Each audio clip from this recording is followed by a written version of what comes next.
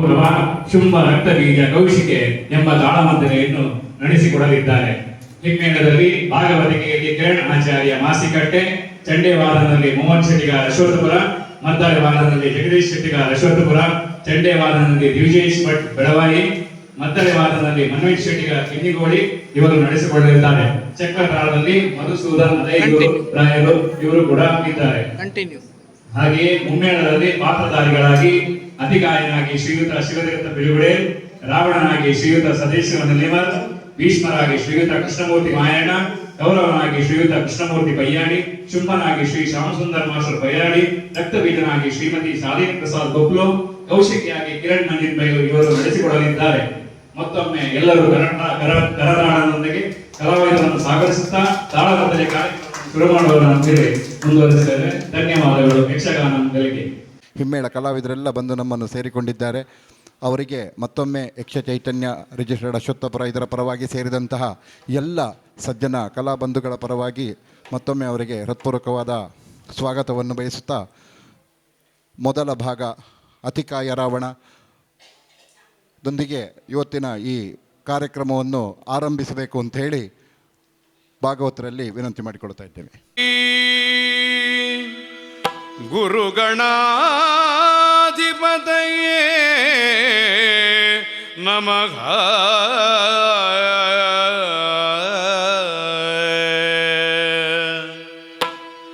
ನಿಟಿಲ ನೇತ್ರನ ದೇವಿ ಸುತನೇ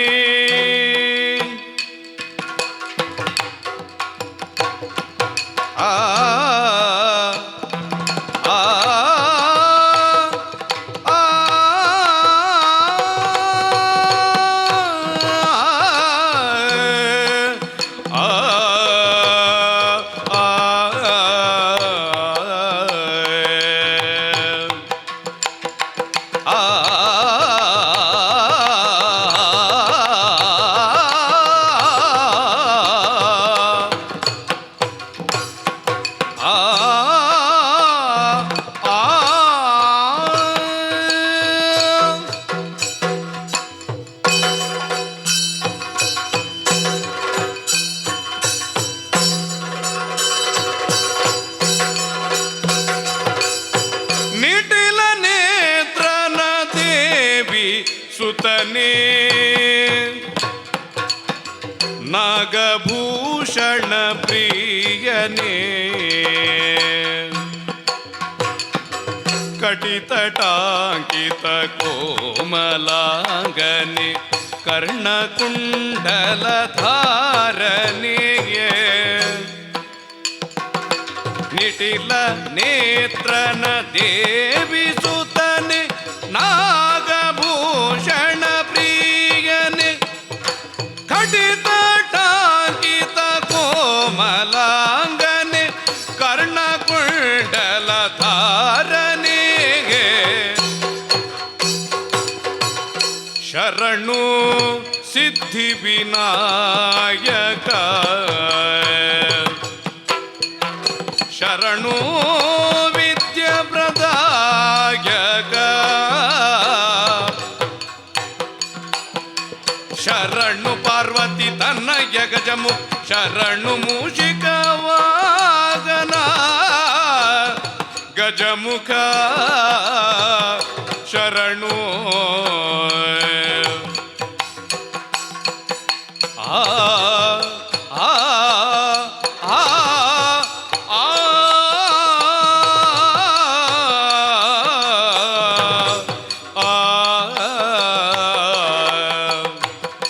ಶರಣು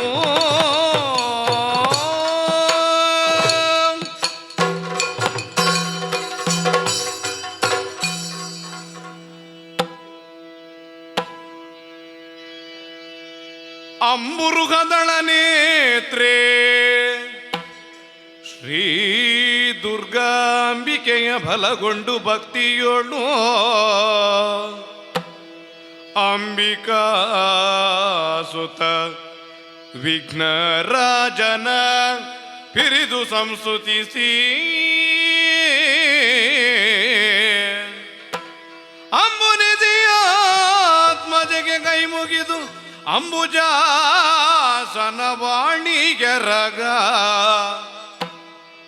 ಪಾದಾಂಬುಜಕ್ಕೆ ಬಡಮಡುತ ವರ್ಣಿಪೆನಿ ಕಥಾಮೃತವ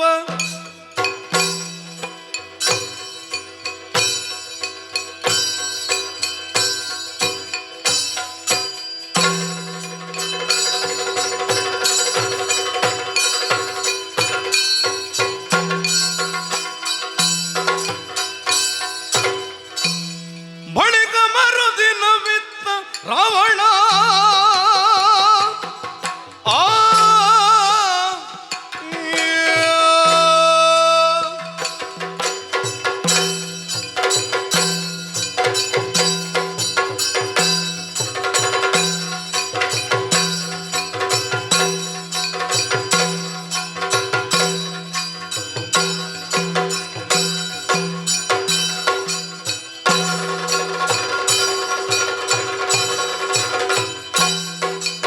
ಬಳಿಕ ಮರುದಿನವಿತ್ತ ರಾವಣ ನಲಗು ತರವರ ಸಿಂಹ ಪೀಠದಿ ಕುಳಿತ ನುಡ್ಡೋಲಗದಿ ಮೇರ ಸಭೆಯ ಮಧ್ಯದಲ್ಲಿ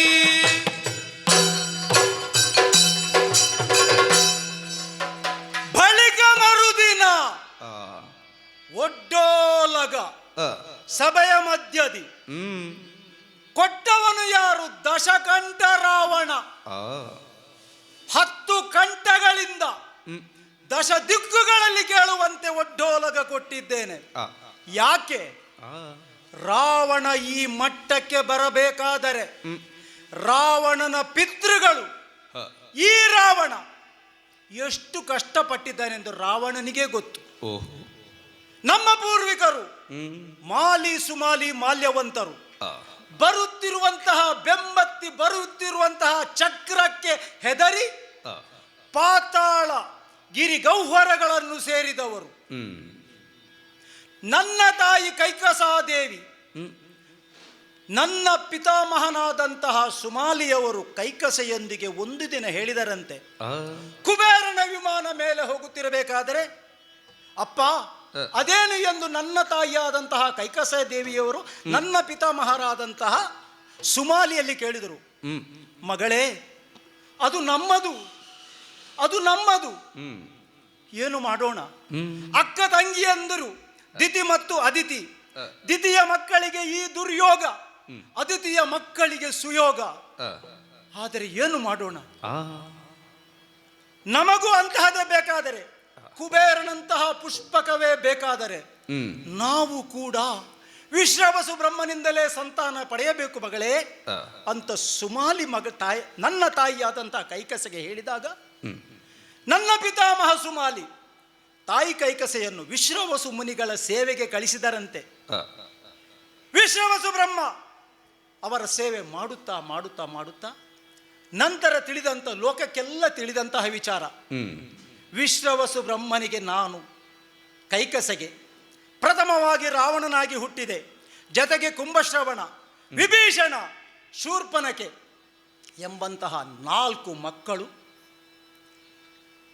ನಮ್ಮ ಪಿತೃವಾಗಿ ವಿಶ್ವವಿಸು ಮುನಿಗಳಿಂದ ಜನಿಸಿದಂತಹ ನಾವುಗಳು ವಿಶ್ರವಸು ಬ್ರಹ್ಮ ಬ್ರಹ್ಮ ತೇಜೋ ಬಲಂ ಬಲಂ ಅಂದ್ರೆ ಏನು? ವಿಶ್ರವಸು ಬ್ರಹ್ಮನ ಒಂದಂಶದಲ್ಲಿ ಜನಿಸಿದಂತಹ ನನಗೆ ಬ್ರಹ್ಮ ತೇಜಸ್ಸು. ದಾನವ ತೇಜೋ ಬಲಂ ಬಲಂ ಏನು? ತಾಯಿ ಕೈಕಸೆ ರಾಕ್ಷಸಿ, ರಾಕ್ಷಸ ಸಂತಾನದ ಬಲ ಇನ್ನೊಂದೆಡೆ.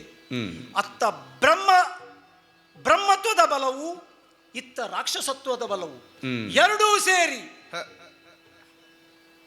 ಪ್ರಚಂಡ ರಾವಣನೆನಿಸಿಕೊಂಡಂತಹ ನಾನು ನಮ್ಮ ಬಾಲ್ಯದಲ್ಲಿ ಹಳೆಯ ಮರದ ಗೆಲ್ಲು, ಗೆಲ್ಲಿಗೆ ಅಮ್ಮನ ಹರಿದ ಸೀರೆ, ಅದುವೇ ನಮಗೆ ತೊಟ್ಟಿಲು ತಾಯಿ ತೂಗುತ್ತಿರಬೇಕಾದರೆ ಅಮ್ಮನ ಕಣ್ಣಿನಿಂದ ಕಣ್ಣೀರು ನನ್ನ ಹಣೆಗೆ ಬಿತ್ತು.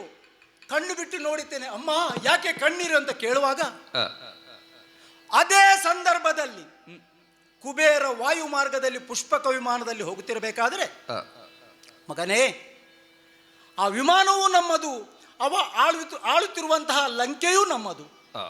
ಆದರೆ ಏನು ಮಾಡೋಣ, ನಮಗೆ ಯೋಗ ಇಲ್ಲ, ಯೋಗ್ಯತೆ ಇದೆ, ಯೋಗ ಇಲ್ಲ ಅಂತ ಹೇಳಬೇಕಾದ್ರೆ ನಾನು ಕೇಳಿದೆ ಅಮ್ಮನಲ್ಲಿ, ಅಮ್ಮ ಅದು ನಮ್ಮದಾಗಬೇಕಾದ್ರೆ ಏನು ಮಾಡಬೇಕು? ಅದು ಅಷ್ಟು ಸುಲಭದಲ್ಲಿ ಸಾಧ್ಯವಿಲ್ಲ ಮಗನೇ. ಬ್ರಹ್ಮನನ್ನು ಒಲಿಸಿಕೊಳ್ಳಬೇಕು, ಸುದೀರ್ಘ ವರ್ಷಗಳ ಕಾಲ ತಪಸ್ಸು ಮಾಡಬೇಕು. ಬ್ರಹ್ಮನ ಹೊರಬಲವಿದ್ದರೆ ಮಾತ್ರ ಅದು ನಮ್ಮದಾಗಲು ಸಾಧ್ಯ ಎಂಬಂತಹ ತಾಯಿಯ ಮಾತನ್ನು ಕೇಳಿ ಸುದೀರ್ಘ 10,000 ವರ್ಷಗಳ ಕಾಲ ತಪಸ್ಸು ಮಾಡಿದೆ. ಒಲಿದ ಬ್ರಹ್ಮ ಏನು ಕೇಳುವುದು? ಅಮರತ್ವ ಕೊಡು ಬ್ರಹ್ಮ ಎಂದು ಕೇಳಿದಾಗ ಅದು ಸಾಧ್ಯವಿಲ್ಲ. ಮರ್ತ್ಯಲೋಕದಲ್ಲಿ ಜನಿಸಿದವರಿಗೆ ಸಾವು ಎಂಬುದು ಉಂಟು, ಆದರೆ ಸಾಮಾನ್ಯ ಒಬ್ಬ ಮಾನವನಿಂದ ಹೊರತುಪಡಿಸಿ ಬೇರಾರಿಂದಲೂ ನಿನಗೆ ಸಾವು ಬರುವುದಿಲ್ಲ ಎಂದು ಹೇಳಿದರು. ಸಂತಸಪಟ್ಟೆ. ದಶಗಂಟನಾದ ರಾವಣನಿಗೆ ಸಾಮಾನ್ಯನಾದ ಒಬ್ಬ ಮಾನವನಿಂದ ಸಾವು ಬರಲು ಸಾಧ್ಯವೇ ಇಲ್ಲ. ಸಂತಸಪಟ್ಟೆ. ಆರಂಭಿಸಿದ ಚೈತ್ರ ಯಾತ್ರೆ. ಪ್ರಥಮವಾಗಿ ಹೋಗಿದ್ದೆ ಲಂಕೆಗೆ. ಕೇಳಿದೆ ಕುಬೇರನಲ್ಲಿ, ಇದು ನಮ್ಮದು ಕೊಡು. ಅವ ಓಡಿದ. ತಂದೆ ಇದ್ದಲ್ಲಿ, ವೈಶ್ರವಿಸಿದ್ದಲ್ಲಿ, ಅಪ್ಪ ಲಂಕೆ ರಾವಣನದಂತೆ ಕೇಳ್ತಾ ಇದ್ದಾನೆ. ಹೇಳಿದರು ಅಪ್ಪ ವಿಶ್ವಾಸ ಮುನಿಗಳು, ಮಗನೇ ಅದು ಅವರದೇ, ಬಿಟ್ಟು ಕೊಡು. ಅಲ್ಲೇ ಯುದ್ಧಕ್ಕೆ ತಯಾರಾದವ. ಯುದ್ಧಕ್ಕೆ ಬರಲಿಲ್ಲ, ಬಿಟ್ಟುಕೊಟ್ಟ, ಬೇರೆಲ್ಲ ಹೋಗಿ ನೆಲೆಸಿದ. ಆರಂಭಿಸಿದ ಚೈತ್ರ ಯಾತ್ರೆ. ತ್ರಿಲೋಕಗಳು ನನ್ನದಾಯಿತು, 14 ಲೋಕಗಳು ನನ್ನದಾಯಿತು, ಅಷ್ಟ ದಿಕ್ಪಾಲಕರು ನನ್ನ ಅಂಕೆಗೆ ಬಂದರು. ಹೀಗಿರುತ್ತಾ ನಡೆಯುತ್ತಲ್ವ ಒಂದು ವಿದ್ಯಮಾನ. ಯಾರೋ ಸೂರ್ಯವಂಶದವರಂತೆ, ಪಿತೃವಾಕ್ಯ ಪರಿಪಾಲನೆಗಾಗಿ ವನವಾಸಕ್ಕೆ ಬಂದವರಂತೆ. ಬಂದು ಎಲ್ಲಿಗೆ ಬಂದದ್ದು? ನನ್ನ ಸ್ವಯಾರ್ಜಿತವಾದಂತಹ ದಂಡಕಾರಣ್ಯಕ್ಕೆ ಬಂದಿದ್ದಾರೆ. ದಂಡಕಾರಣ್ಯ ಯಾರದ್ದು? ಅದು ನನ್ನದು, ಸ್ವಯಾರ್ಜಿತ. ಇವರಿಗೆ ಪಿತೃವಾಕ್ಯ ಪರಿಪಾಲನೆಗೆ ಬೇಕು ಅಂತ ಆಗಿದ್ದರೆ ಉತ್ತರದ ಹಿಮಾಲಯದಲ್ಲಿ ವನಗಳಿದ್ದಿಲ್ಲವೇ? ನನ್ನದಕ್ಕೆ ಯಾಕೆ ಬರಬೇಕು? ಬರಲಿ ಬಿಡಿ, ವನವಾಸ ಮಾಡಲಿ. ಅದನ್ನು ಋಷಿ ಮುನಿಗಳಿಗೆ ಹಕ್ಕುಪತ್ರ ಬಿಟ್ಟುಕೊಟ್ಟನಂತೆ, ಋಷಿ ಮುನಿಗಳಿಗೆ ಬರೆದು ಕೊಟ್ಟನಂತೆ. ನನ್ನ ಸ್ವಯಾರ್ಜಿತದ ಈ ದಂಡಕಾರಣ್ಯವನ್ನು ಋಷಿ ಮುನಿಗಳಿಗೆ ಕೊಡಲಿಕ್ಕೆ ಅವ ಯಾರು ಅಲ್ವಾ? ಅಷ್ಟು ಮಾತ್ರವಲ್ಲ, ಏನೋ ನನ್ನ ತಂಗಿ ಚೈತ್ರ ಯಾತ್ರೆಗೆ ಹೊರಡುವಾಗ ಬೇಕೆಂದೇ ಅಲ್ಲ, ಅಚಾನಕ್ಕಾಗಿ ನನ್ನ ಚಂದ್ರಹಾಸದಿಂದ ನನ್ನ ತಂಗಿಯ ಗಂಡನಾದ ವಿದ್ಯುಜ್ಜೀವನ ತಲೆ ಕಡಿದು ಹೋಯ್ತು ಪ್ರಮಾದವಶಾತ್. ಅವಳಿನ್ನು ಲಂಕೆಯಲ್ಲಿ ತೊಂದರೆ ಉಪಟಳ ಕೊಡುವುದು ಬೇಡ ಎಂದು ಅವಳನ್ನು ನನ್ನ ದಂಡಕಾರಣ್ಯಕ್ಕೆ ಕಳಿಸಿದೆ. ಅಷ್ಟು ಮಾತ್ರವಲ್ಲ, ಕರದೂಷಣ ತ್ರಿಶಿರರನ್ನು ಜತೆಗೆ 14,000 ಸೈನಿಕರು ಬೆಂಗಾವಲನ್ನು ಯಾರಿಂದಲೂ ತೊಂದರೆ ಬರಬಾರದು, ಉತ್ತರದಿಂದ ತೊಂದರೆ ಬರುತ್ತದೆ, ಉತ್ತರದವರಿಂದ ತೊಂದರೆ ಬರುತ್ತದೆ ಎಂದು ಗೊತ್ತಿದ್ದರಿಂದಲೂ 14,000 ಸೈನಿಕರನ್ನು ಅವಳ ಬೆಂಗಾವಲಿಗೆ ನೇಮಿಸಿದೆ. ಸ್ವೇಚ್ಛಾಚಾರಿಗೆ ಇರು ಸಹೋದರಿ ಎಂದು ಹೇಳಿ ಕಳಿಸಿದೆ. ಇವ ಬಂದವ ಸುಮ್ಮನೆ ಕೂತನ, ದಂಡಕಾರಣ್ಯಕ್ಕೆ ಬಂದವ, ಅವಳ ನಾಸಾಚ್ಛೇದನ ಮಾಡಿದನಂತೆ. ಅಷ್ಟು ಮಾತ್ರವೇ, ಬೆಂಗಾವಲಿಗೆ ಕಳಿಸಿದಂತಹ 14,000 ಕರದೂಷಣರನ್ನು ಕಡಿದು ಕೊಂದನಂತೆ. ಬಂತಲ್ಲ ನನ್ನಲ್ಲಿಗೆ ದೂರು. ಎಲ್ಲಿವರೆಗೆ ಬಂತು? ಸೀತಾವ್ಯಾಜ ಜರುಗುವಲ್ಲರಿಗೂ ಬಂದಿದೆ. ಈ ಕಪಿಗಳೊಂದಿಗೆ ಕೂಡಿ ನನ್ನ ಅಂಕೆಯಲ್ಲಿದ್ದಂತಹ ವರುಣ ಅವನೂ ಅವರಿಗೆ ಸಹಾಯ ಮಾಡಿದ್ದಾನೆ. ಯಾಕೆ? ಸಮುದ್ರಕ್ಕೆ ಸೇತು ಬಲಿಲಿಕ್ಕೆ ಸಹಾಯ ಮಾಡಿದ. ಅದು ಇಲ್ಲಿವರೆಗೆ ಬಂದು ಯುದ್ಧ ಆಗಿದೆ. ಇನ್ನೊಬ್ಬ ಇದ್ದಾನೆ ಅಗ್ನಿ, ಅವ ನನ್ನ ಅಂಕೆಯಲ್ಲಿದ್ದಾನೆ. ಆದರೆ ಏನು ಮಾಡುದು? ಹನುಮಂತನೊಟ್ಟಿಗೆ ಬಾಲದೊಂದಿಗೆ ಸೇರಿ ನನ್ನ ಲಂಕೆಯನ್ನು ಸುಟ್ಟ. ನನಗೆ ವಿರೋಧಿಗಳಾದರು. ಹೀಗಿದ್ದರೆ ನಾನು ಸುಮ್ಮನಿರಬೇಕೆ? ನಿನ್ನೆಯವರೆಗಿನ ಯುದ್ಧದಲ್ಲಿ ಪ್ರಹಸ್ತ ಕುಂಭಕರ್ಣಾದಿಗಳು ಹೋಗಿದ್ದಾರೆ. ಇಂದಿನ ವಾರ್ತೆಯನ್ನು ಕಾಯುತ್ತಿದ್ದೇನೆ, ಪಡವಿದರನಾಗಿ ಕಾಯುತ್ತಿದ್ದೇನೆ. ಏನಂತೆ? ನುಡಿಯ ಕೇಳುದ ರಾವಣನು ಕೆಂಗಿರಿಗಳನ್ನು ಕಂಡಳಲಿ ಸೂದುತ್ತಡನು ರೇ ಕಚ್ಚಿ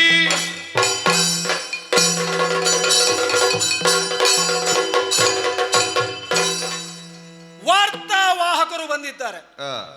ಎಂದಿನಂತೆ ಯುದ್ಧದ ವಾರ್ತೆಗಳನ್ನು ನನಗೆ ಕೊಡುತ್ತಾ ಇದ್ದಾರೆ. ರಾಮ ಸಾಮಾನ್ಯನಲ್ಲವಂತೆ.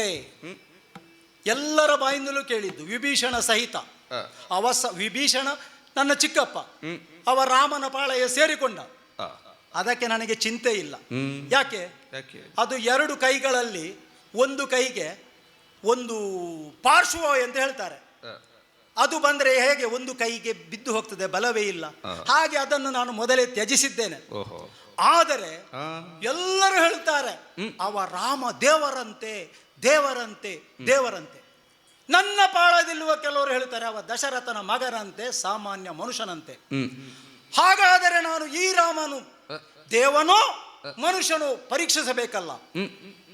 ಅವ ಮನುಷ್ಯ ಹೌದಾ ಅಂತ ಆದರೆ ಮನುಷ್ಯರನ್ನೇ ಕೊಲ್ಲುವಂತಹ ನರಾಂತಕನನ್ನು, ಅವ ದೇವ ಹೌದೇ ಅಂತ ಆದರೆ ದೇವರನ್ನು ಕೊಲ್ಲುವಂತಹ ದೇವಾಂತಕರನ್ನು, ಜೊತೆಗೆ ಯೂಪಾಂಬಕ, ಶೋಣಿತಾಂಬಕ, ಮದೋನ್ಮತ್ತ, ಯುದ್ಧೋನ್ಮಾದ ಸಹಿತ 6 ಜನರನ್ನು ನಿನ್ನೆ ದಿನಕ್ಕೆ ಕಳಿಸಿದ್ದೇನೆ ಯುದ್ಧಕ್ಕೆ. ಈ ದಿನದ ಯುದ್ಧದಲ್ಲಿ ನಮಗೆ ಜಯ ಬರುವುದು ಖಂಡಿತ. ಆದರೆ ಓಹೋ, ಬರ್ತಾ ಇದ್ದಾರಲ್ಲ ವಾರ್ತಾವಾಹಕರು, ನಡುಗುತ್ತಿದ್ದಾರೆ, ವಾರ್ತೆಯನ್ನು ಅರುಹಿದ್ದಾರೆ.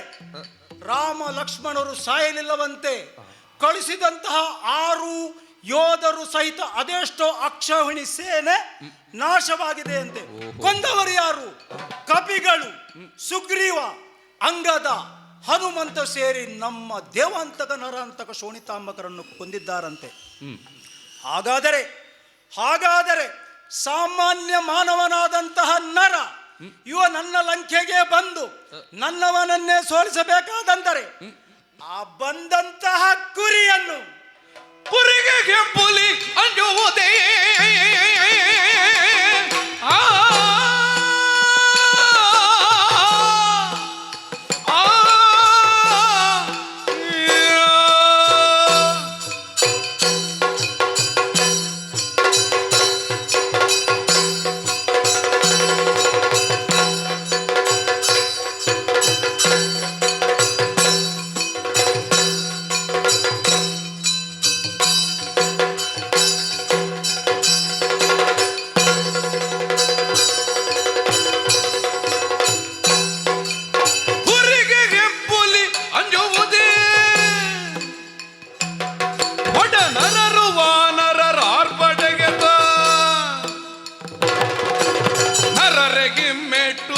ಸಾಗಸದಿರವನೀಗ.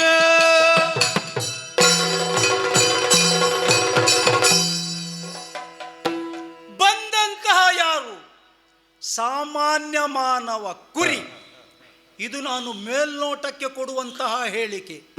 ಆದರೆ ಅಂತರಂಗದೊಳಗೆ ಒಂದು ಭಾವನೆ ಮೂಡಿದೆ, ಇವ ಸಾಮಾನ್ಯನಾಗಿರಲಿಕ್ಕಿಲ್ಲ ಎಂದು.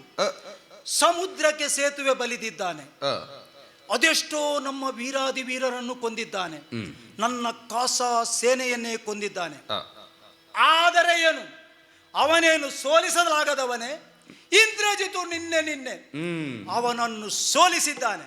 ಅದು ಹೇಗೋ ಆಗಲಿ, ಯುದ್ಧ ಮುಖೇನವಾಗಲಿ ಅಥವಾ ಮಾರಣ ಮುಖೇನವಾಗಲಿ, ಆ ಎಲ್ಲ ರಾಮನ ಸೇನೆಯನ್ನು, ಕಪಿಪಾಳಯವನ್ನು ಸೋಲಿಸಿ ನನಗೆ ವರದಿ ಕೊಟ್ಟಿದ್ದಾನೆ. ಅಪ್ಪ, ನಾನು ರಾಮನ ಸೇನೆಯನ್ನು ಸೋಲಿಸಿದ್ದೇನೆ. ಸಂತಸಗೊಂಡೆ. ಆ ಸೋಲಿನಲ್ಲಿ ಮಲಗಿದಂತಹ ಅವರನ್ನು ನೋಡಲು ನಾನು ಪುಷ್ಪಕವನ್ನು ಏರಿದೆ. ಏರಿ ರಣಕ್ಷೇತ್ರಕ್ಕೆ ಹೋಗಿ ನೋಡೋಣವೆಂದರೆ ಏನೋ ಒಂದು ಪ್ರಖರವಾದ ಬೆಳಕು. ಏನಿದು ಬೆಳಕೆಂದು ಆಲಿಸಬೇಕಾದರೆ ಕಂಡವರು ಹೇಳಿದರು, ಚಕ್ರ ಇದೆ, ಚಕ್ರ ತಿರುಗುತ್ತಿದೆ, ಸಾಯಲಿ ಬಿಡಿ. ಹಿಂದೆ ಬಂದಿದ್ದೇನೆ. ಹಾಗಾದರೆ ಅವರನ್ನು ಸೋಲಿಸಲಾಗದವರು ಏನೂ ಅಲ್ಲ. ಇಂದಿನ ಈ ಕಾಳಗದಲ್ಲಿ ನಾನು ನನ್ನ ಚಂದ್ರಹಾಸನ್ನು ತೆಗೆದು ಅವರನ್ನು ನಾನೇ ಮುಖಾಮುಖಿಯಾಗಿ ನೋಡಿ ಇಂದು ನಾನು ಅವರನ್ನು ಸೋಲಿಸುವೆ. ಇಂದು ರಾಮನ ರಣದಿ ಕೆಡಬದೆ, ರಣದಿ ಕೆಡಬದೆ.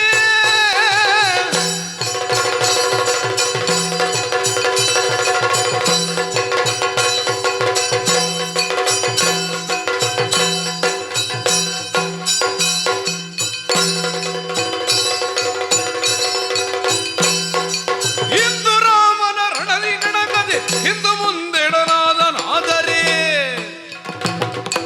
ತಂದೆ ತಾಯಿಗಳಿಗೆ ಜನಿಸಿದ ಅಂದನಲ್ಲ.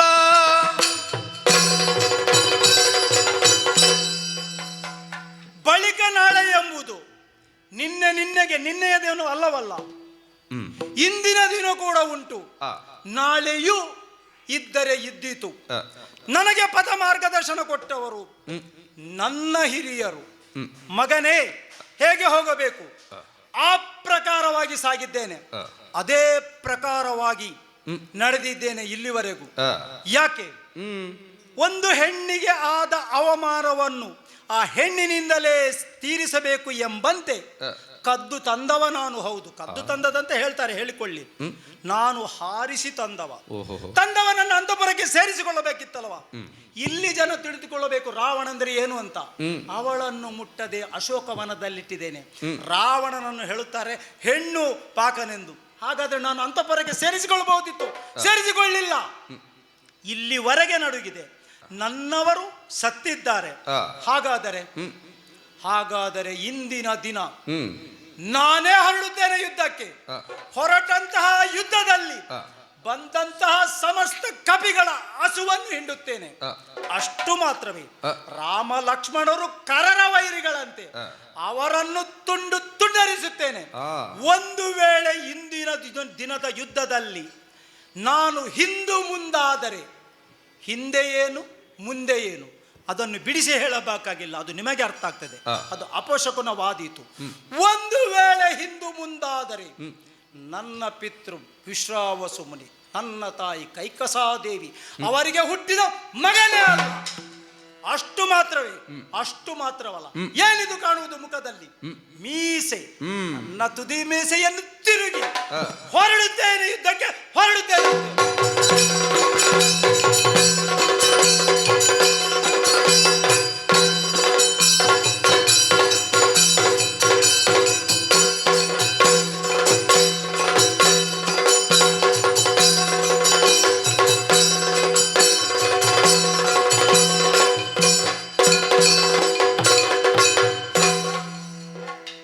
ಇನ್ನೇನು ರಾಕ್ಷಸ ಕುಲ ಅವನತಿಯತ್ತ ಹೋಗಿತ್ತು, ಸಾಗುತ್ತಾ ಇತ್ತು. ರಾಕ್ಷಸ ವೀರರೆಲ್ಲರೂ ಸೋತು ಜೀವಭಯದಿಂದ ಗಿರಿ ಗಹ್ವರಗಳಲ್ಲಿ, ಕಾಡು ಮೇಡುಗಳಲ್ಲಿ ಪ್ರಾಣ ಉಳಿಸಿಕೊಳ್ಳುವುದೋಸ್ಕರ ಅಲೆಯುತ್ತಾ ಇದ್ರು. ಆಗ ಹುಟ್ಟಿಕೊಂಡವರು ನಮ್ಮ ಅಪ್ಪಯ್ಯನಾದ ರಾವಣೇಶ್ವರ. ಎಲ್ಲ ರಾಕ್ಷಸರನ್ನು ಏಕತ್ರ ಒಟ್ಟುಗೂಡಿಸಿ ಅವರಿಗೆ ಧೈರ್ಯವನ್ನು ತುಂಬಿ ಅವರಿಗೊಂದು ಗೌರವದ ಜೀವನವನ್ನು ಕಲ್ಪಿಸಿಕೊಟ್ಟವರು ನನ್ನಪ್ಪಯ್ಯ. ವೀರತ್ವದಿಂದ, ಶೂರತ್ವದಿಂದ, ವರಬಲದಿಂದ, ಬಾಹುಬಲದಿಂದ ಇಡೀ ಬ್ರಹ್ಮಾಂಡವನ್ನೇ ಜಯಿಸಿ ಎಲ್ಲರನ್ನು, ದೇವಾದಿ ದೇವತೆಗಳನ್ನು, ಉರಗರನ್ನು, ಯಕ್ಷ ಕಿಂಪುರುಷರನ್ನು ಸದೆ ಬಡಿದು ಚತುರ್ದಶ ಭುವನ ತಲ್ಲಣ ಎಂಬ ಹೆಸರನ್ನು ಗಳಿಸಿಕೊಂಡವರು. ರಾಕ್ಷಸರನ್ನೆಲ್ಲ ಒಂದುಗೂಡಿಸಿ ಲಂಕೆಯನ್ನು ಸುವರ್ಣ ಲಂಕೆಯನ್ನಾಗಿಸಿ ಅಲ್ಲಿ ಗೌರವಯುತವಾದ ಬಾಳನ್ನು ಕೊಟ್ಟವರು ನಮ್ಮ ಅಪ್ಪಯ್ಯನಾದ ರಾವಣೇಶ್ವರ. ರಾಕ್ಷಸರು ಹೇಡಿಗಳು, ನಿರ್ಬಲರು ಎಂಬುದಾಗಿ ಜಗತ್ತು ಹೀಗಳೆಯುತ್ತಾ ಇರುವಾಗ ರಾಕ್ಷಸರು ನಿರ್ಬಲರಲ್ಲ, ಸಬಲರು. ರಾಕ್ಷಸರು ಹೇಡಿಗಳಲ್ಲ, ಶೂರರು, ವೀರರು ಎಂಬುದಾಗಿ ಪ್ರಪಂಚ ಮುಖಕ್ಕೆ ತೋರಿಸಿಕೊಟ್ಟವರು. ಆದರೆ ಇವತ್ತಿಗೆ ಏನಾಗಿದೆ ಈ ಪರಿಸ್ಥಿತಿ ಅಂತ ಹೇಳಿದ್ರೆ, ಸುವರ್ಣ ಲಂಕೆಯ ಮನೆ ಬಾಗಿಲಿಗೆ ಬಂದು ನಿಂತಿದೆ ಈ ಅಧ್ವರ. ಸೀತಾಪಹಾರವೆಂಬ ವ್ಯಾಜವೇ ಮೂಲ ಕಾರಣವಾಗಿ ಅಯೋಧ್ಯೆಯ ಶ್ರೀರಾಮನೆಂಬ ಅರಗುವರ ಸುವರ್ಣ ಲಂಕೆಯ ಬಾಗಿಲಲ್ಲಿ ಬಂದು ನಿಂತಿದ್ದಾನೆ ಯುದ್ಧಕ್ಕೋಸ್ಕರ. ಹೇಗೆ ಆಯಿತು ಇದೆಲ್ಲ? ಹೇಗೆ? ಒಂದು ಕಾಲದಲ್ಲಿ ರಾಕ್ಷಸರ ಉನ್ನತಿಗೂ ಕಾರಣರಾದವರು ರಾವಣೇಶ್ವರ. ಆದರೆ ವಿಪರ್ಯಾಸ ನೋಡಿ, ಇವತ್ತು ರಾಕ್ಷಸರ ಅವನತಿಗೂ ರಾವಣೇಶ್ವರನೇ ಕಾರಣನಾಗುತ್ತಾನೆ ಅಂತ ಕಾಣುತ್ತಾ ಇದೆ. ಯಾಕಂದ್ರೆ ಹೋದ ಯುದ್ಧ ರಣಭೂಮಿಗೆ ಹೋದ ಎಲ್ಲ ರಾಕ್ಷಸರು ಮರಳಿ ಬರುತ್ತಾ ಇಲ್ಲ ಶ್ರೀಲಂಕೆಗೆ. ಏನಾಗಿ ಹೋಗುತ್ತಾ ಇದೆ? ಪ್ರಹಸ್ತನೋ, ಅಕಂಪನನೋ, ಅಥವಾ ವಿದ್ಯುನ್ಮಾಲಿಯೋ, ಅಥವಾ ದೇವಾಂತಕ ನರಾಂತಕರೋ ನನ್ನ ಚಿಕ್ಕಪ್ಪಯ್ಯನಾದ ಕುಂಭಕರ್ಣರು ಯುದ್ಧ ಮಾಡುತ್ತೇವೆ ಎಂದ ಕೈದುಗಳನ್ನು ರಣರಂಗಕ್ಕೆ ಹೋಗಿದ್ದಾರೆ, ಮರಳಿ ಯಾರು ಬರಲಿಲ್ಲ. ಈಗ ಬಂದ ವಾರ್ತೆ ಸಭಾಸದರಲ್ಲಿ ಎಲ್ಲರಲ್ಲಿಯೂ ಕೇಳುವಂತೆ ಹೇಳಿದ್ದಾರೆ. ಚಾರಕರು ನಡುಗುತ್ತಾ ಇದ್ದಾರೆ. ನರಾಂತಕ ದೇವಾಂತಕರ ಅವಸಾನವಾಯಿತು ಶ್ರೀರಾಮನಿಂದ ಅಂತ. ಅದನ್ನು ಕೇಳಿದ್ದೇ ತಡ ನಮ್ಮ ಅಪ್ಪಯ್ಯನಾದ ರಾವಣೇಶ್ವರರು ಹಲ್ಲು ಕಡಿಯುತ್ತಾ ಎದ್ದು ನಿಂತಿದ್ದಾರೆ ಕೋಪವಿಷ್ಟರಾಗಿ. ಇವತ್ತು ಏನು ಹೇಳ್ತಾ ಇದ್ದಾರೆ? ಆ ಶ್ರೀರಾಮನನ್ನು ಯುದ್ಧದಲ್ಲಿ ಮಡುಹದಿದ್ದರೆ ನಾನು ಅಪ್ಪಯ್ಯನಿಗೆ ಹುಟ್ಟಿದವರಲ್ಲ ಅಂತ ಹೇಳ್ತಾ ಇದ್ದಾರೆ. ಅದರಲ್ಲೇ ಇರುವುದು. ಯಾಕೆ ಅಂತಹ ಪ್ರತಿಜ್ಞೆ ಮಾಡಬೇಕಾದರೆ ಇವತ್ತಿನವರೆಗೆ ಶ್ರೀರಾಮನನ್ನು ಬರೇ ಒಬ್ಬ ಮನುಷ್ಯ ಮಾತ್ರದವ ನರ, ಅವನಿಂದೇನಾಗುತ್ತದೆ ಅಂತ ಅಸಡ್ಡೆ ಮಾಡುತ್ತಾ ಇದ್ದವರು ಇವತ್ತು ಅವನನ್ನು ಯುದ್ಧದಲ್ಲಿ ಮಡುಹದಿದ್ದರೆ ನಾನು ಅಪ್ಪನಿಗೆ ಹುಟ್ಟಿದವನಲ್ಲ ಪ್ರತಿಜ್ಞೆ ಮಾಡ್ತಾ ಇದ್ದಾರೆ. ಹಾಗಾದರೆ ಅವರ ಮನಸ್ಸಿನಲ್ಲಿ ಏನೋ ಒಂದು ಶಂಕೆ ಮೂಡಿದೆ. ಅದೆಲ್ಲವೂ ಇವತ್ತು ಅವರ ಮಾತಿನಲ್ಲಿ ನನಗೆ ನಿಗೂಢವಾಗಿ ಕಾಣಿಸ್ತಾ ಇದೆ. ಅವರ ಧ್ವನಿ ಎಷ್ಟೇ ಉಚ್ಚಸ್ಥಾಯಿಯಲ್ಲಿದ್ರು ಸ್ವಲ್ಪ ನಡುಕ ಉಂಟು ಅಂತ ಕಾಣುತ್ತದೆ. ಎದ್ದು ನಿಂತು ಕೊನೆ ಮೀಸೆಯನ್ನು ತಿರುಗುತ್ತಾ ಇದ್ದರೆ ಆ ಮೀಸೆಗಳು ತಿರುವುದರ ಕೈಗಳಲ್ಲಿಯೂ ನಡುಕ ಕಾಣಿಸ್ತಾ ಇದೆ. ಯಾಕೆ? ಸ್ವಲ್ಪ ಅಧೈರ್ಯದಿಂದಿದ್ದಾರೆ. ಧೈರ್ಯವಂತರೇ ಹೌದು ರಾವಣೇಶ್ವರರು, ಆದರೆ ಎಲ್ಲೋ ಒಂದು ಕಡೆ ನಾನು ತಪ್ಪಿದೆ ಎಂಬುದು ಅವರ ಭಾವಕ್ಕೆ ಬಂದಿದೆ ಎಂಬುದಾಗಿ ನಾನು ಕಾಣಿಸ್ತಾ ಇದೆ. ಹಾಗಾದ್ರೆ ಇದು ಯಾಕೆ ತಿದ್ದಿಕೊಳ್ಳುತ್ತಾ ಇಲ್ಲ ನಮ್ಮಪ್ಪಯ್ಯ? ಮುಂಚಿನಿಂದಲೂ ಹೇಳುವಷ್ಟು ಹೇಳಿದ್ದಾರೆ. ನಮ್ಮ ಚಿಕ್ಕಪ್ಪನಾದ ವಿಭೀಷಣ ದೇವ ಬೇಕಾದಷ್ಟು ಬುದ್ಧಿವಾದವನ್ನು ಹೇಳಿದರು. ಅವರನ್ನು ಹೊರಗೆ ಕಳಿಸಿದ್ರು. ಅವರು ರಾಮನ ಆಶ್ರಯವನ್ನು ಪಡೆದಿದ್ದಾರೆ. ಹಾಗೆ ಕುಂಭಕರ್ಣನೂ ಸಹ ರಕ್ಕಸ ಜಾತಿಯವನಾದರೂ ನೀನು ಮಾಡಿದ್ದು ತಪ್ಪು ಅಣ್ಣ ಅಂತ ತಿಳಿಸಿ ಹೇಳಿದ್ದಾರೆ. ಮತ್ತೆಲ್ಲರೂ ಪ್ರೋತ್ಸಾಹ ಕೊಟ್ಟು ಯುದ್ಧಕ್ಕೆ ಹೋಗಿದ್ದಾರೆ ವಿನ ಯಾರು ತಿಳಿಸಿ ಹೇಳಿದವರಿಲ್ಲ. ಮುತ್ತಜ್ಜನಾದ ಮಾಲ್ಯವಂತರೂ ಹೇಳಿದ್ದಾರೆ. ಅದನ್ನೂ ರಾವಣೇಶ್ವರ ಕಿವಿಗೆ ಹಾಕಿಕೊಳ್ಳಿಲ್ಲ. ಪಿತಾಮಹಿಯಾದ ಕೈಕಸ ದೇವಿಯವರೂ ಬುದ್ಧಿವಾದವನ್ನು ಹೇಳಿದರಂತೆ ಅಂತಪುರಕ್ಕೆ ಕರೆದು. ಅವರ ಬುದ್ಧಿವಾದವನ್ನು ಕಿವಿಗೆ ಹಾಕಿಕೊಳ್ಳಿಲ್ಲ ರಾವಣೇಶ್ವರರು. ಆದರೆ ಇವತ್ತು ನಮ್ಮ ಅಪ್ಪಯ್ಯನ ನುಡಿಯಲ್ಲಿ ಸ್ವಲ್ಪ ಅಳುಕು ಕಾಣಿಸ್ತಾ ಇದೆ ಅಂತ ಆದರೆ ಏನೋ ಒಂದು ಇರಬೇಕು. ಹಾಗಾದ್ರೆ ಆ ಸಮಯವೇ ಬೇರೆ ಇತ್ತು. ಅವರು ಇದ್ದಂತಹ ಸಮಯ ಬೇರೆ ಇತ್ತು, ಈಗಿನ ಸಮಯ ಬೇರೆ ಇದೆ. ಯಾಕೆ? ಮೇಲಿಂದ ಮೇಲೆ ಸೋಲೆ ನಮ್ಮ ಪಾಲಿಗೆ ಉಂಟಾಗುತ್ತಾ ಇದೆ ಅಂತ ಆಗುವಾಗ ಎಂಥ ಧೈರ್ಯವಂತನೂ ಸ್ವಲ್ಪ ಅಳುಕುತ್ತಾನಲ್ವೇ? ಹಾಗೆ ಆಗಿನ ಸಂದರ್ಭದಲ್ಲಿ ಕೇಳದಿದ್ದಂಥವರು ಈಗಾದರೂ ಕೇಳಬಹುದೇನೋ ಅಂತ ನನ್ನ ಮನಸ್ಸಿಗೆ ಅನಿಸ್ತಾ ಇದೆ. ಏನೇ ಆಗಲಿ ಕುಟುಂಬದ ಒಬ್ಬ ಸದಸ್ಯನಾಗಿ, ಅವರ ಹೊಟ್ಟೆಯ ಮಗನಾಗಿ, ಅಥವಾ ಸುವರ್ಣ ಲಂಕೆಯ ಒಬ್ಬ ಪ್ರಜೆಯಾಗಿ ಹೇಳಬೇಕಾದದ್ದು ನನ್ನ ಕರ್ತವ್ಯ, ನನ್ನ ಧರ್ಮ. ಆದ್ದರಿಂದ ಮೆಲ್ಲಗೆ ಸಿಂಹಾಸನದ ಬಳಿತ ಸಾರಿದ್ದೇನೆ. ಅಪ್ಪಯ್ಯ ಅತಿಕಾಯ ಒಡ ಮಾಡುತ್ತಾ ಇದ್ದೇನೆ. ಆಶೀರ್ವಾದಗಳು ಅಪ್ಪಯ್ಯ. ನಾನು ಬಂದು ನಿಮ್ಮ ಸಿಂಹಾಸನದ ಬಳಿ ನಿಂತಿದ್ದೇನೆ. ಏನೋ ಒಂದು ಎರಡು ಮಾತನಾಡುವುದಿದೆ. ತಾವು ಹಿರಿಯರು, ಸುವರ್ಣ ಲಂಕೆಯ ಅಧೀಶ್ವರರು, ರಕ್ಕಸ ಕುಲದ ಉನ್ನತಿಗೆ ಕಾರಣರಾದವರು. ಅಂತವರಲ್ಲಿ ಹೇಳುವಲ್ಲಿ ಸ್ವಲ್ಪ ಅಳುಕೆ ಉಂಟು ನನಗೆ. ಆದರೂ ನಿಮ್ಮ ಹೊಟ್ಟೆಯ ಮಗನಾಗಿ, ಈ ಸುವರ್ಣ ಲಂಕೆಯ ಒಬ್ಬ ಪ್ರಜೆಯಾಗಿ ಹೇಳುವ ಹಕ್ಕೂ ನನಗೆ ಉಂಟು. ನೀವು ಇವತ್ತು ನರಾಂತಕ ದೇವಾಂತಕರ ಅಂತ್ಯವಾಯಿತು ಎಂಬಲ್ಲಿಗೆ ಚಂದ್ರಹಾಸವನ್ನು ಜಳಪಿಸುತ್ತಾ ಎದ್ದು ನಿಂತಿದ್ದೀರಿ. ನಾನೇ ಹೋಗುತ್ತೇನೆ ಅಂತ. ಮತ್ತೆ ಕೊನೆ ಮೀಸೆಯನ್ನು ತಿರುಗುತ್ತಾ ಇದ್ದೀರಿ. ಅಪ್ಪಯ್ಯ, ಇದು ಹೇಗೆ ಕಾಣುತ್ತದೆ ಗೊತ್ತೋ ನನಗೆ? ಹೇಗೆ? ಮರುಳುತನವಾಯಿತು ಅಂತ. ಓಹೋ, ಏತಕ್ಕೆ ಮರುಳಾದೆ ತಾತ?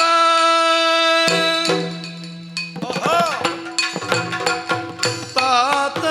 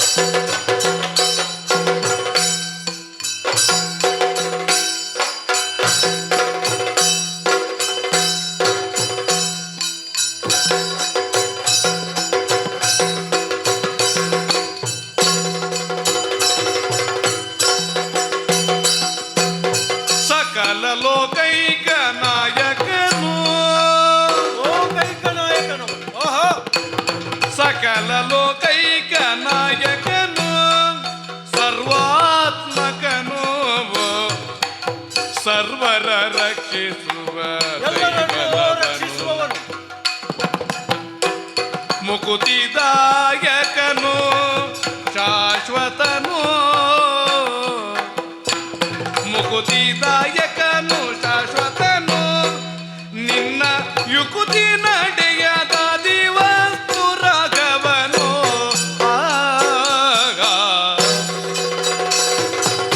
ಏತಕ್ಕೆ ಮರುಳಾದೆ ತಾತ, ರಘುನಾಥನು ಕಲಗವೆ ಲೋಕ ವಿಖ್ಯಾತ. ಆ ಆ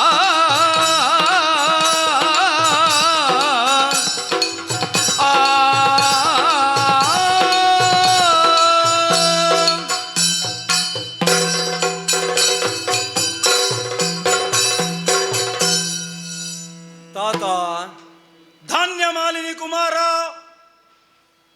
ಏತಕ್ಕೆ ಮರುಳಾದೆ ಅಂತ ಕೇಳ್ತಾ ಇದ್ದೇನೆ. ಹಾಗಾಯ್ತಾ ಇದು?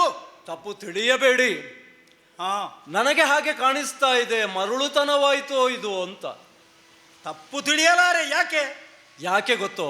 ಸ್ವಾತಂತ್ರ್ಯ ಕೊಟ್ಟಿರುವಂತಹ ಸ್ವಾತಂತ್ರ್ಯ. ಹಾ, ಈಗ ಬಂದಿರುವಂತಹ ಅಧ್ವರ ಹಾ, ಹಲವು ದಿನದಿಂದ ಅವಲೋಕಿಸುತ್ತಾ ಇದ್ದೇನೆ ನಾನು. ಹಾ, ಹೋಗುತ್ತಾ ಇದ್ದಾರೆ, ಕಳಿಸ್ತಾ ಇದ್ದೀರಿ ರಣಕಣಕ್ಕೆ. ಹೋಗಿ ಹೋಗಿ ಹೋಗಿ. ಯಾರಾದ್ರೂ ಹಿಂದೆ ಬಂದರೋ ಅಪ್ಪ? ಇಲ್ಲವಲ್ಲ. ಎಲ್ಲರೂ ವಿನಾಶವಾಗಿಯೇ ಹೋದರು. ಯಾರು ಅಲ್ಲಿ ಬಂದವ? ಶ್ರೀರಾಮ. ನೀವು ಬರೇ ಅಸಡ್ಡೆಯಿಂದ ನೋಡ್ತಾ ಇದ್ದೀರಿ ಅವನನ್ನು. ರಘುನಾಥ ಅಂತ ಕರೀತಾರೆ ಅವನನ್ನು. ಯಾಕೆ? ಸೂರ್ಯವಂಶದಲ್ಲಿ ಹುಟ್ಟಿದವರು ಬರೇ ನಿರ್ಬಲರು, ದುರ್ಬಲರು, ಹೇಡಿಗಳಲ್ಲೂ ಅಲ್ಲ. ಎಲ್ಲರೂ ವೀರಾದಿ ವೀರರು, ಶೂರಾದಿ ಶೂರರು, ಧರ್ಮಾತ್ಮರೇ ಹುಟ್ಟಿದ್ದಾರೆ ಅಲ್ಲವೇ? ಓಹೋ, ರಘುವಿನ ವಂಶದಲ್ಲಿ ಹುಟ್ಟಿದವ. ರಘುವಿನ ನಂತರ ಆ ವಂಶದಲ್ಲಿ ರಾಮನೊಬ್ಬನೇ ಹುಟ್ಟಿದ್ದ ಅಲ್ಲವಲ್ಲ. ಅಲ್ಲ, ಅನೇಕ ಜನ ರಾಜರು ಆಗಿ ಹೋಗಿದ್ದಾರೆ. ಆದರೆ ರಘುನಾಥ ಅಂತ ಯಾರಿಗೆ ಹೆಸರು ಬಂದಿದೆ? ಅದು ಶ್ರೀರಾಮನಿಗೊಬ್ಬನಿಗೆ ಹೆಸರು ಬಂದದ್ದು. ಯಾಕೆ ಬಂತು ಆ ಹೆಸರು? ರಘುವಂಶದಲ್ಲಿ ಎಲ್ಲರೂ ಸಬಲರೇ, ಆದರೆ ಇದ್ದ ರಘುವಂಶವನ್ನು ಇನ್ನೂ ಉನ್ನತಕ್ಕೇರಿಸುವವ ರಘುನಾಥ, ರಘುವಂಶದ ಒಡೆಯ ಎಂಬರ್ಥದಲ್ಲಿ ಅವನನ್ನು ರಘುನಾಥ ಅಂತ ಕರೆದಿದ್ದಾರೆ. ಸಾಮಾನ್ಯನಲ್ಲ ಅವ. ಋಷಿಮುನಿಗಳು ಹೇಳ್ತಾ ಇದ್ದಾರೆ. ಏನಂತ? ನಿಮಗೂ ತಿಳಿದಿರಬಹುದು ಅಲ್ವೇ? ಲೋಕದಲ್ಲಿ ದುಷ್ಟ ನಿಗ್ರಹಕ್ಕಾಗಿ ದುಷ್ಟ ಶಕ್ತಿಗಳು ವಿಜೃಂಭಿಸಿದಾಗ ಅದನ್ನು ನಿಗ್ರಹಕ್ಕಾಗಿ ಶ್ರೀಮನ್ನಾರಾಯಣನೇ ಅವತಾರವೆತ್ತಿದರೆಗಿಳಿಯುತ್ತಾನೆ. ಋಷಿಮುನಿಗಳು ಹೇಳ್ತಾರೆ. ಅವರು ಮತ್ತೊಂದು ಮಾತನ್ನೂ ಹೇಳುತ್ತಾರೆ. ಏನಂತ? ಶ್ರೀರಾಮನೇ ಶ್ರೀಮನ್ನಾರಾಯಣನ ಅವತಾರ ಇವತ್ತು ದರೆಗಿಳಿದು ಬಂದಿದ್ದಾನೆ ಅಂತ. ಯಾಕೆ ಈ ಮಾತು ಸತ್ಯವಾಗುತ್ತಾ ಇದೆ? ರಾಮನ ಹುಟ್ಟನ್ನೊಮ್ಮೆ ನೋಡಿ ಅಪ್ಪ. ಸಾಮಾನ್ಯ ಪಿಂಡಜನಾಗಿ ಹುಟ್ಟಿದರು. ರಾಮ ಯಾವಾಗ ಹುಟ್ಟಿದ? ದಶರಥನು, ಕೌಸಲ್ಯಾದೇವಿಯು ವೃದ್ಧಾಪ್ಯದಲ್ಲಿ ಇನ್ನು ಮಕ್ಕಳೇ ಆಗುವುದಿಲ್ಲ ಎಂಬಲ್ಲಿಗೆ ಪುತ್ರಕಾಮೇಷ್ಟಿ ಯಾಗವನ್ನು ಮಾಡಿದ ಅಲ್ವೇ? ಮಕ್ಕಳಾಗುವುದಿಲ್ಲ ಎಂಬಲ್ಲಿಗೆ ಪುತ್ರಕಾಮೇಷ್ಟಿ ಯಾಗವನ್ನು ಮಾಡುವಾಗ ಸ್ವಯಂ ಯಜ್ಞನಾರಾಯಣನೇ ಓಹೋ ಪಾಯಸದ ಕುಂಭದೊಂದಿಗೆ ಹೊರಬಂದನಂತೆ. ಆ ಪಾಯಸವನ್ನು ಸೇವಿಸಿದಾಗ ವೃದ್ಧ ಪ್ರಾಣಿಯರಲ್ಲಿ ಹುಟ್ಟಿದವರು ಶ್ರೀರಾಮ, ಲಕ್ಷ್ಮಣ, ಭರತ, ಶತ್ರುಘ್ನರು. ಹಾಗಾದರೆ ಅವನ ಹುಟ್ಟು ಸಾಮಾನ್ಯವಲ್ಲ, ಪ್ರಕೃತಿ ಸಹಜವಾಗಿ ಹುಟ್ಟಿದ್ದಲ್ಲ, ಅಸಾಮಾನ್ಯನಾಗಿ ಹುಟ್ಟಿದ್ದಾನೆ. ಅದಕ್ಕೆ ಹೇಳ್ತಾ ಇದ್ದೇನೆ, ಶ್ರೀಮನ್ನಾರಾಯಣನ ಅಂಶಾವತಾರವೇ ಅವತಾರವೇ ಅವನು. ಶ್ರೀಮನ್ನಾರಾಯಣನೇ ದರೆಗಿಳಿದು ಬಂದಿದ್ದಾನೆ ಅಂತಲೂ ಲೋಕದಲ್ಲಿ ಋಷಿ ಮುನಿಗಳು ಹೇಳುವುದು ಸುಳ್ಳಲ್ಲ. ಆಮೇಲೆ ಹುಟ್ಟಿನ ನಂತರ ಅವನ ಯೌವನದ ಚರ್ಯೆಗಳನ್ನು, ಅವನ ಕಾರ್ಯಗಳನ್ನು ನೋಡುವಾಗ ಅದು ದಿಟವಾಗುತ್ತಾ ಇದೆ. ಹರೆಯ 16ರಲ್ಲಿ ಯಜ್ಞ ಸಂರಕ್ಷಣೆಗಾಗಿ ವಿಶ್ವಾಮಿತ್ರ ಋಷಿಗಳ ಆಶ್ರಮಕ್ಕೆ ಹೋದವ. ಸುಬಾಹು ತಾಟಕಿಯರನ್ನು ಕೊಂದು ಕಳುಹಿದ. ಮಾರೀಚನನ್ನು ಎತ್ತಲೋ ಒಂದು ಬಾಣದಿಂದ ಲವಣ ಸಮುದ್ರದ ಆಚೆ ಎಸೆದ. ಅದು ಅವನ ಸಾಮರ್ಥ್ಯ. ಅಲ್ಲಿಂದ ಏನೋ ಪಿತೃವಾಕ್ಯ ಪರಿಪಾಲನೆಗಾಗಿ ಸಿಂಹಾಸನವನ್ನೇ ತ್ಯಜಿಸಿ ಬಂದ ಕಾಡಿಗೆ. ಆಗ ಏನಾಯ್ತು? ಎಲ್ಲ ಋಷಿ ಮುನಿಗಳು ಅವನಿಗೆ ತಮ್ಮಲ್ಲಿರುವ ಸಹಸ್ರ ಸಂಖ್ಯೆಯ ಆಯುಧಗಳನ್ನೆಲ್ಲ ಅವನಿಗೆ ದಾನವಿತ್ತರು, ಬೇರೆ ಯಾರಿಗೂ ಕೊಡಲಿಲ್ಲ.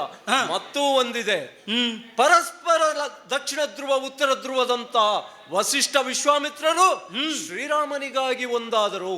ತಮ್ಮಲ್ಲಿದ್ದ ಎಲ್ಲ ಅಸ್ತ್ರಶಸ್ತ್ರಗಳನ್ನು ವಿದ್ಯೆಯನ್ನು ಧಾರೆ ಎರೆದರು. ಅಲ್ಲಿಗೂ ಅವನೇ ಎಂಬುದಾಗಿ ಸಾಬೀತಾಗಿದಂತಾಯ್ತು. ಹಾಗೆ ಮುಂದುವರಿಯುತ್ತಾ ಸಬಲನಾದ ವಾಲಿಯನ್ನು ನಿಗ್ರಹಿಸಿದ. ಅಲ್ಲಿಂದ ಸೀತಾಪಹಾರವಾಯಿತು. ಅಪ್ಪ, ನಾನು ಹೇಳಬಾರದು ಏನದು, ಆದರೂ ಹೇಳದೆ ಉಳಿಯಲಾರೆನು. ಏನು ಗೊತ್ತಾ? ಸೀತಾದೇವಿಯನ್ನು ವಂಚನೆಯ ಮೂಲಕ ಅಪಹರಿಸಿ ತಂದಿರಿ ಅಲ್ವೇ? ಬಂಗಾರದ ಜಿಂಕೆಯನ್ನು ಕಳುಹಿಸಿ. ವಂಚನೆಯನ್ನು ನೀನು ಮಾತ್ರ ಹೇಳುತ್ತಿರು, ಹೇಳು. ಜಗತ್ತೇ ಹೇಳುತ್ತದೆ, ವಂಚನೆಯು ಅವನೆದುರಲ್ಲಿ ನಡೆಯಲಿಲ್ಲ. ವಂಚನೆ ಅಲ್ಲ ಇದು. ಅವನೆದುರಲ್ಲಿ ವಂಚನೆಯು ನಡಿಲಿಲ್ಲ. ಆದ್ದರಿಂದ ಅವನು ಲೋಕೈಕನಾಥ. ಎಲ್ಲ ಋಷಿ ಮುನಿಗಳನ್ನು ದುಷ್ಟಶಕ್ತಿಗಳನ್ನು ನಿಗ್ರಹಿಸಿ ಸಲಹಿದ. ಅವನನ್ನು ಲೋಕಕ್ಕೆ ನಾಯಕ ಎಂಬುದಾಗಿ ಅದರಲ್ಲೇ ಹೇಳ್ತಾ ಇದ್ದೇನೆ. ಅಪ್ಪ, ಇದರಲ್ಲಿ ಅವನು ಲೋಕೈಕನಾಥ. ಅವನು ಸರ್ವಸ್ವ, ಎಲ್ಲರಿಗೂ ಕಾಯುವವನು. ಅವನು ಇಡೀ ಜಗತ್ತನ್ನೇ ರಕ್ಷಿಸುವವನು. ಅಂತಹದ್ದರಲ್ಲಿ ತಾವು ಏನು ಹೇಳ್ತಾ ಇದ್ದೀರಿ? ಚಂದ್ರಹಾಸವನ್ನು ಜಳಪಿಸುತ್ತಾ ಮತ್ತೆ ಇರಿಯುತ್ತೇನೆ, ಕಡಿಯುತ್ತೇನೆ, ಕೊಲ್ಲುತ್ತೇನೆ ಅಂತ ಹೋಗ್ತಾ ಇದ್ದೀರಿ. ರಾವಣನಿಂದ ರಾವಣತ್ವ ಉಳಿಯಬೇಕು, ಅದಕ್ಕಾಗಿ ಇದು ನಿಮ್ಮ ಈರಿತಕ್ಕೆ. ಈರಿತ ಕಂಬರವಳು ಕೂವುದೇ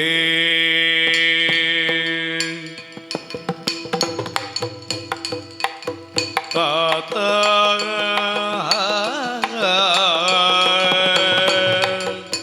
ಆಕಾಶ ಅಳುಕುವುದೇ. ಆ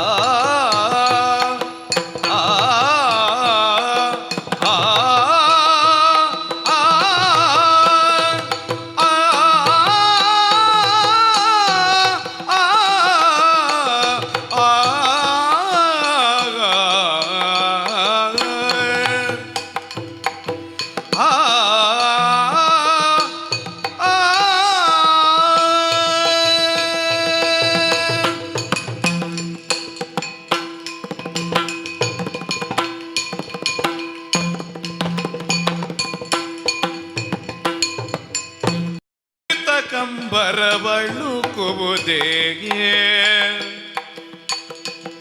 ನೊರ ಜುರುಬಿದಡಗ್ನಿಗೆ ನೋವು ತಾಗುವುದೇ. ನೊರ ಜುರುಬಿದಗ್ನಿಗೆ ನೋವು ತಾಗುವುದೇಗೆ. ಅಂಬರ ಅಳುಕುವುದೇ.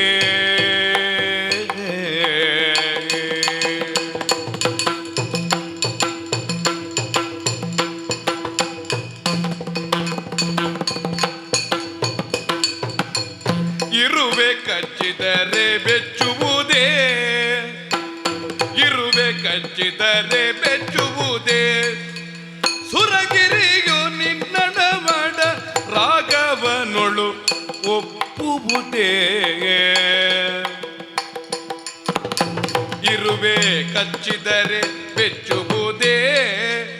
ಸುರಗಿರಿಯು ನಿನ್ನ ದಡು ರಾಘವನೊಳು ಒಪ್ಪುವುದೆಗೆ ತಾತ.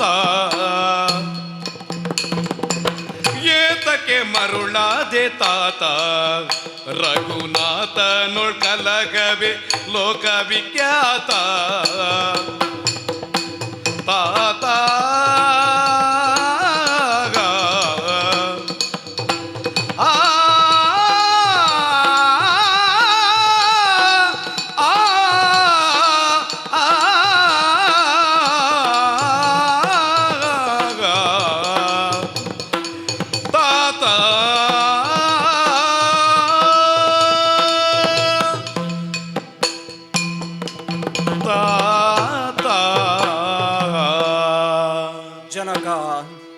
ಅತಿಕಾಯ.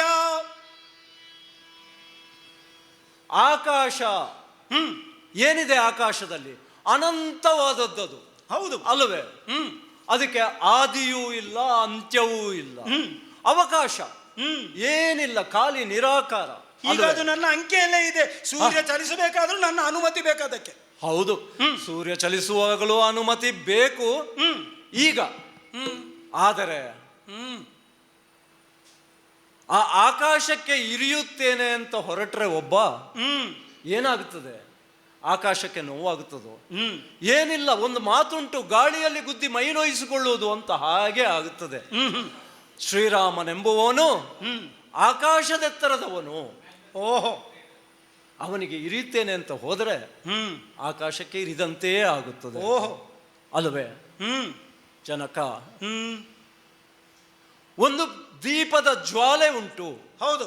ಆ ದ್ವೀಪದ ಜ್ವಾಲೆಯಿಂದ ಆಕರ್ಷಿತವಾಗಿ ನೊಣವೊಂದು ಬರುತ್ತದೆ, ಅಲ್ವೇ? ಅದನ್ನು ಆರಿಸಿ ಬಿಡುತ್ತೇನೆ, ಉರುಬಿ ಬಿಡುತ್ತೇನೆ, ತಬ್ಬಿಕೊಳ್ತೇನೆ. ಯಾರಿಗೆ ನೋವಾಗುತ್ತದೆ? ಹೌದಪ್ಪ, ನೊಣವೇ ಸತ್ತು ಬೂದಿಯಾಗಿ ಹೋಗುತ್ತದೆ. ಆ ಅಗ್ನಿ ನಂದುತ್ತದೆಯೋ ಅದಕ್ಕೆ ನೋವಾಗುತ್ತದೆಯೋ? ಅದು ಅಗ್ನಿಗೆ ನಾನು ಕೊಟ್ಟಂತ ಅನುಮತಿ. ಆ ಅಗ್ನಿ ನನ್ನ ಅಂಕೆಯಲ್ಲೇ ಇರುವುದು. ಹೇಳು. ಆ ಅಗ್ನಿ ದೀಪದ ಕುಡಿಯಲ್ಲ ರಾಮನೆಂಬುವವನು. ಓ, ಯಜ್ಞ ಕುಂಡದಲ್ಲಿ ಬೆಳಗುವ ಯಜ್ಞನಾರಾಯಣನೂ ಅಲ್ಲ. ಅವನು ಕಲ್ಪಾಂತ್ಯದಲ್ಲಿ ಬೆಳಗುವ ಕಲ್ಪಾಂತ್ಯದ ಪ್ರಳಯಾಗ್ನಿಯವ. ಓಹೋ, ಬೇಡಪ್ಪ. ಆ ಪ್ರಳಯ ಅಗ್ನಿಗೆ ನುಗ್ಗಿ ಮಣ್ಣಾಗುವುದು ಬೇಡ. ಮತ್ತೆ ಅದಕ್ಕೆ ಅಗ್ನಿಗೆ ಏನು ಚ್ಯುತಿ ಬರುವುದಿಲ್ಲ. ಏನು ಚ್ಯುತಿ ಬಂದರೂ ಅದು ನಮಗೆ ಅಷ್ಟೇ ಆಗ್ತಾ ಉಂಟು. ಅಪ್ಪ, ಈ ಪೃಥ್ವಿಯಲ್ಲಿ ನೋಡಿ, ಎಷ್ಟೋ ಕ್ರಿಮಿಕೀಟಗಳು, ಗಿಡ ಮರಗಳು ಬೆಳೆಯುತ್ತವೆ. ಅದರಲ್ಲಿ ಖಗ ಪಕ್ಷಿಗಳು, ಪ್ರಾಣಿಗಳು, ನೆಲದಲ್ಲಿ 84 ಲಕ್ಷ ಜೀವಕೋಟಿಗಳು ಈ ಭೂಮಿಯಲ್ಲಿದ್ದಾವೆ. ಹೌದೌದು, ಅಲ್ವೇ? ಭೂಮಿಯ ಮೇಲಿನಲ್ಲಿ ಮರಗಳಲ್ಲಿದ್ದಾವೆ, ಭೂಮಿಯಲ್ಲಿ ವಾಸಿಸ್ತವೆ ಚತುಷ್ಪದಿಗಳು. ಹಾಗೆಯೇ ಉರಗಗಳ ಸಂತತಿ ಭೂಮಿಯ ಒಳಗಿದ್ದಾವೆ. ಕಣ್ಣಿಗೆ ಕಾಣದ ಎಷ್ಟೋ ಸಣ್ಣ ಇರುವೆಗಳಂತ ಕ್ರಿಮಿ ಕೀಟಗಳು ಈ ಭೂಮಿಯಲ್ಲಿದ್ದಾವೆ. ಅವುಗಳ ಆಹಾರ ಏನು? ಮಣ್ಣೆ, ಅಥವಾ ಅವುಗಳು ಮನೆಯಲ್ಲಿ ಕಟ್ಟಿಕೊಳ್ಳುವುದು ಮಣ್ಣೆ. ಅದಕ್ಕಾಗಿ ಕಚ್ಚುತ್ತವೆ ಅವು ಮಣ್ಣನ್ನು, ಪೃಥ್ವಿಯನ್ನು, ಅಲ್ವೇ? ಗುಡ್ಡಗಳನ್ನು ಇಲಿಗಳು ಬಗೆಯುತ್ತವೆ. ಮೇರು ಪರ್ವತವನ್ನೊಂದು ಇರುವೆ ಕಚ್ಚಿದರೆ ಆ ಪರ್ವತಕ್ಕೆ ನೋವಾಗುವುದುಂಟೆ, ಪರ್ವತವು ಅಂಜುವುದುಂಟೆ. ಹಾಗೆ ಆ ಪರ್ವತ ಮೇರು ಸದೃಶವಾದ ಶ್ರೀರಾಮನಲ್ಲಿಗೆ ನಮ್ಮ ಅದಟ್ಟು ಏನು ನಡೆಯುವುದಿಲ್ಲವಪ್ಪ. ಓಹೋ, ಬೇಡ. ನಾನು ಹೇಳಿದ್ದು ಕೇಳಿ. ಏನು ಹೇಳೋದು ಗೊತ್ತೇ? ಏನು ಹೇಳು? ಸೀತೆಯನ್ನು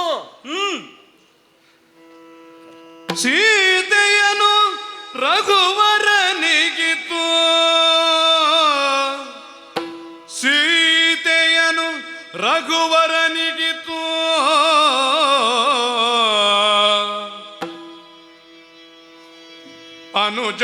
ಅನುಜಾತನಾದ ವಿಭೀಷಣನ ಸಪ್ರೀತಿಯಿಂದಲೇ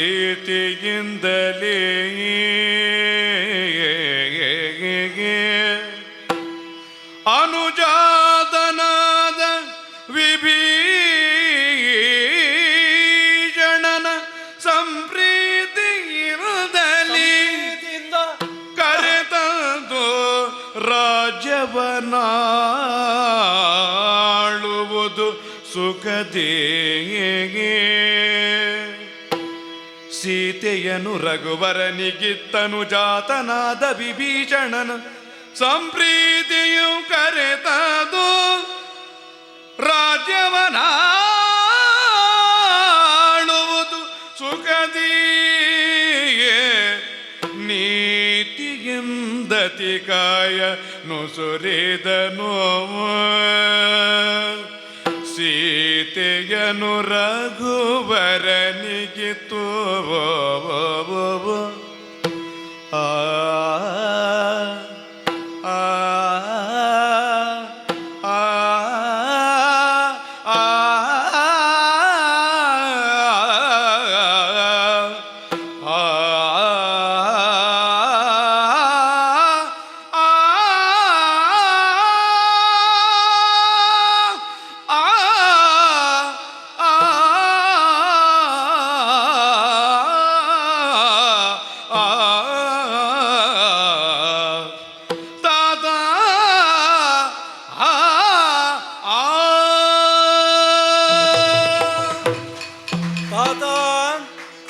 ಸಂದತಿಕಾಯ.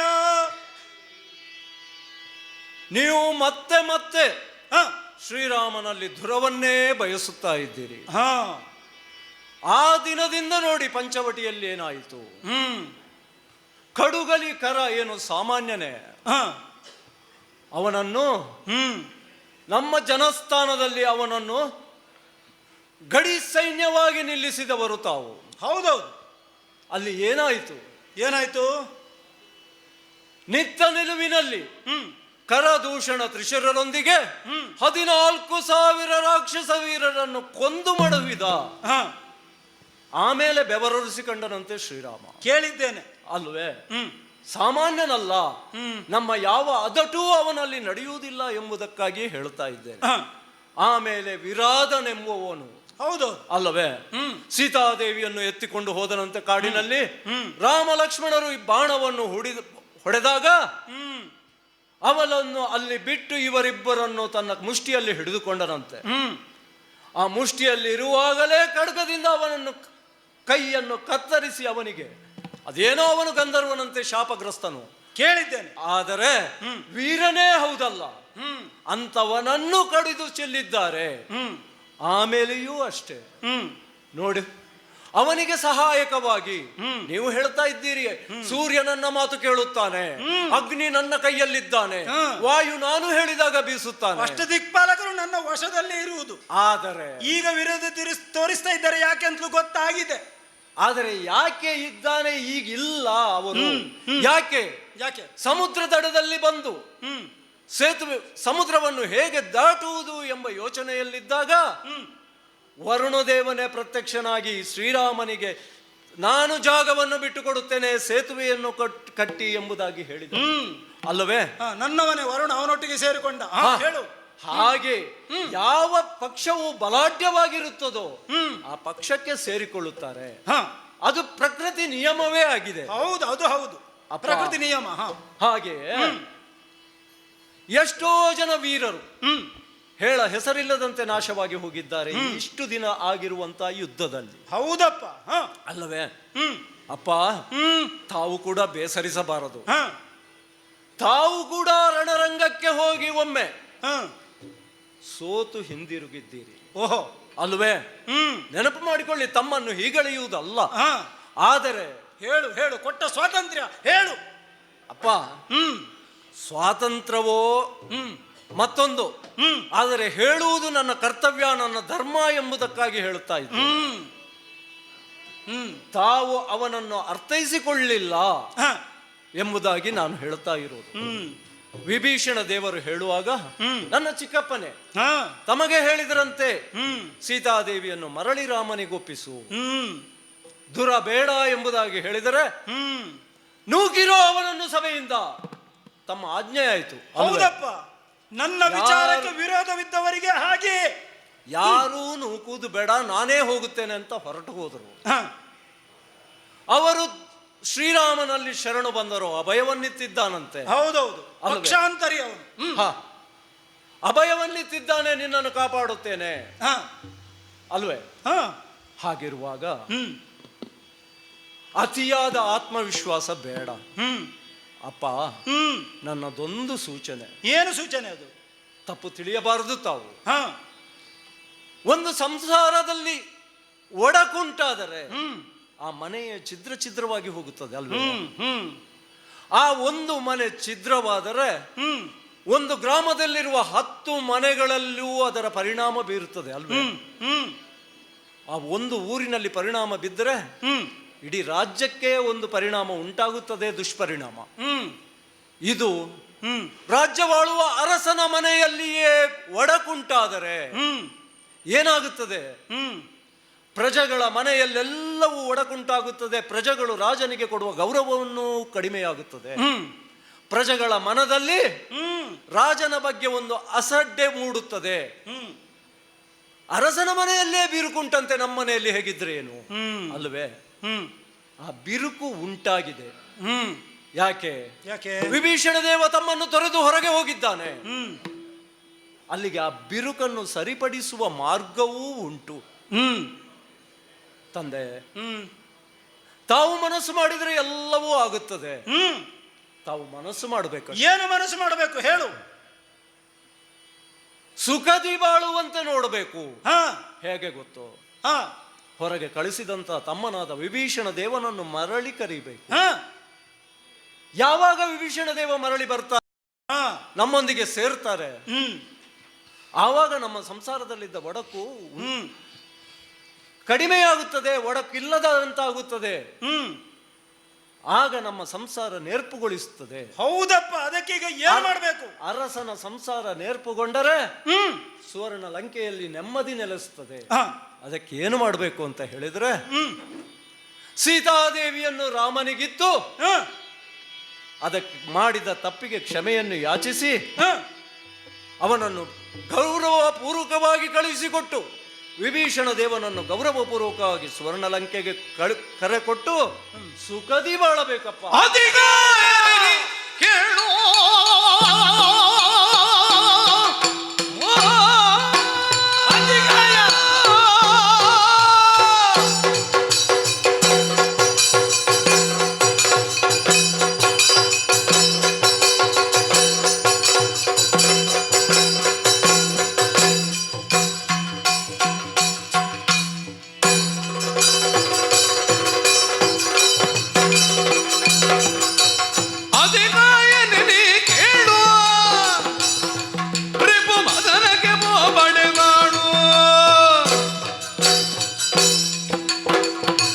ಮಾತಂತಿರಲಿ ಪತಿಯಾವ ತರಲಿ. ಅತಿಗಾಯ ಅಪ್ಪ, ಧಾನ್ಯ ಮಾಲಿನಿ ಸುಕುಮಾರ, ಈ ರಾವಣನ ಹೃದಯ ವೈಶಾಲ್ಯತೆ ನೋಡು. ರಾವಣನ ಅರಮನೆಯಲ್ಲಿ ಇದ್ದು ವಿಷ್ಣು ತತ್ವವನ್ನೇ ಪೋಷಿಸುವಂತಹ ನಿನ್ನ ಚಿಕ್ಕಪ್ಪ ವಿಭೀಷಣ, ಚಿಕ್ಕಪ್ಪನ ದೇವರ ಕೋಣೆಯಲ್ಲಿ ನೀನು ಸೇರಿ ಆ ವಿಷ್ಣು ತತ್ವವನ್ನೇ ಮೈಗೂಡಿಸಿಕೊಂಡು ಶಂಕರ ತತ್ವದಲ್ಲಿದ್ದಂತಹ ನನ್ನ ವಿಚಾರಧಾರೆಗಳಿಗೆ ಪ್ರತಿರೋಧವಾಗಿ ಆಡುತ್ತಿದ್ದೀಯಂತಾದರೆ, ನಾನು ಕೊಟ್ಟಂತಹ ಸ್ವಾತಂತ್ರ್ಯ, ಅತ್ತ ವಿಷ್ಣು ತತ್ವ, ಇತ್ತ ನನ್ನ ಶಂಕರ ತತ್ವ, ಎರಡಕ್ಕೂ ಕೊಟ್ಟಂತಹ ಅನುಮತಿ ವಿರೋಧಿಸಲಿಲ್ಲ. ರಾಮ ಹಾಗೆ ಹೀಗೆ ಸೂರ್ಯವಂಶ, ಅಸಮಂಜಸ ಯಾರು, ದಂಡಕ ಯಾರು, ಸೂರ್ಯವಂಶದಲ್ಲಿ ಏನು ನಡೆದು ಹೋಯಿತು? ದಂಡಕ ದಂಡಕಾರಣ್ಯದಲ್ಲಿ ಬೂದಿಗೆ ಬೂದಿಯಾಗಿ ಹೋದ. ಸೀತೆಯನ್ನು ಕೇವಲ ನಾನು ಏಕೆ ತರುವೆ? ನನ್ನ ಸಹೋದರಿಯಾದಂತಹ ತಾಟಕಿಯನ್ನು ಸಂಹರಿಸಿದ, ಸುಬಾಹುನನ್ನು ಸಂಹರಿಸಿದ, ಅಷ್ಟು ಮಾತ್ರವೇ.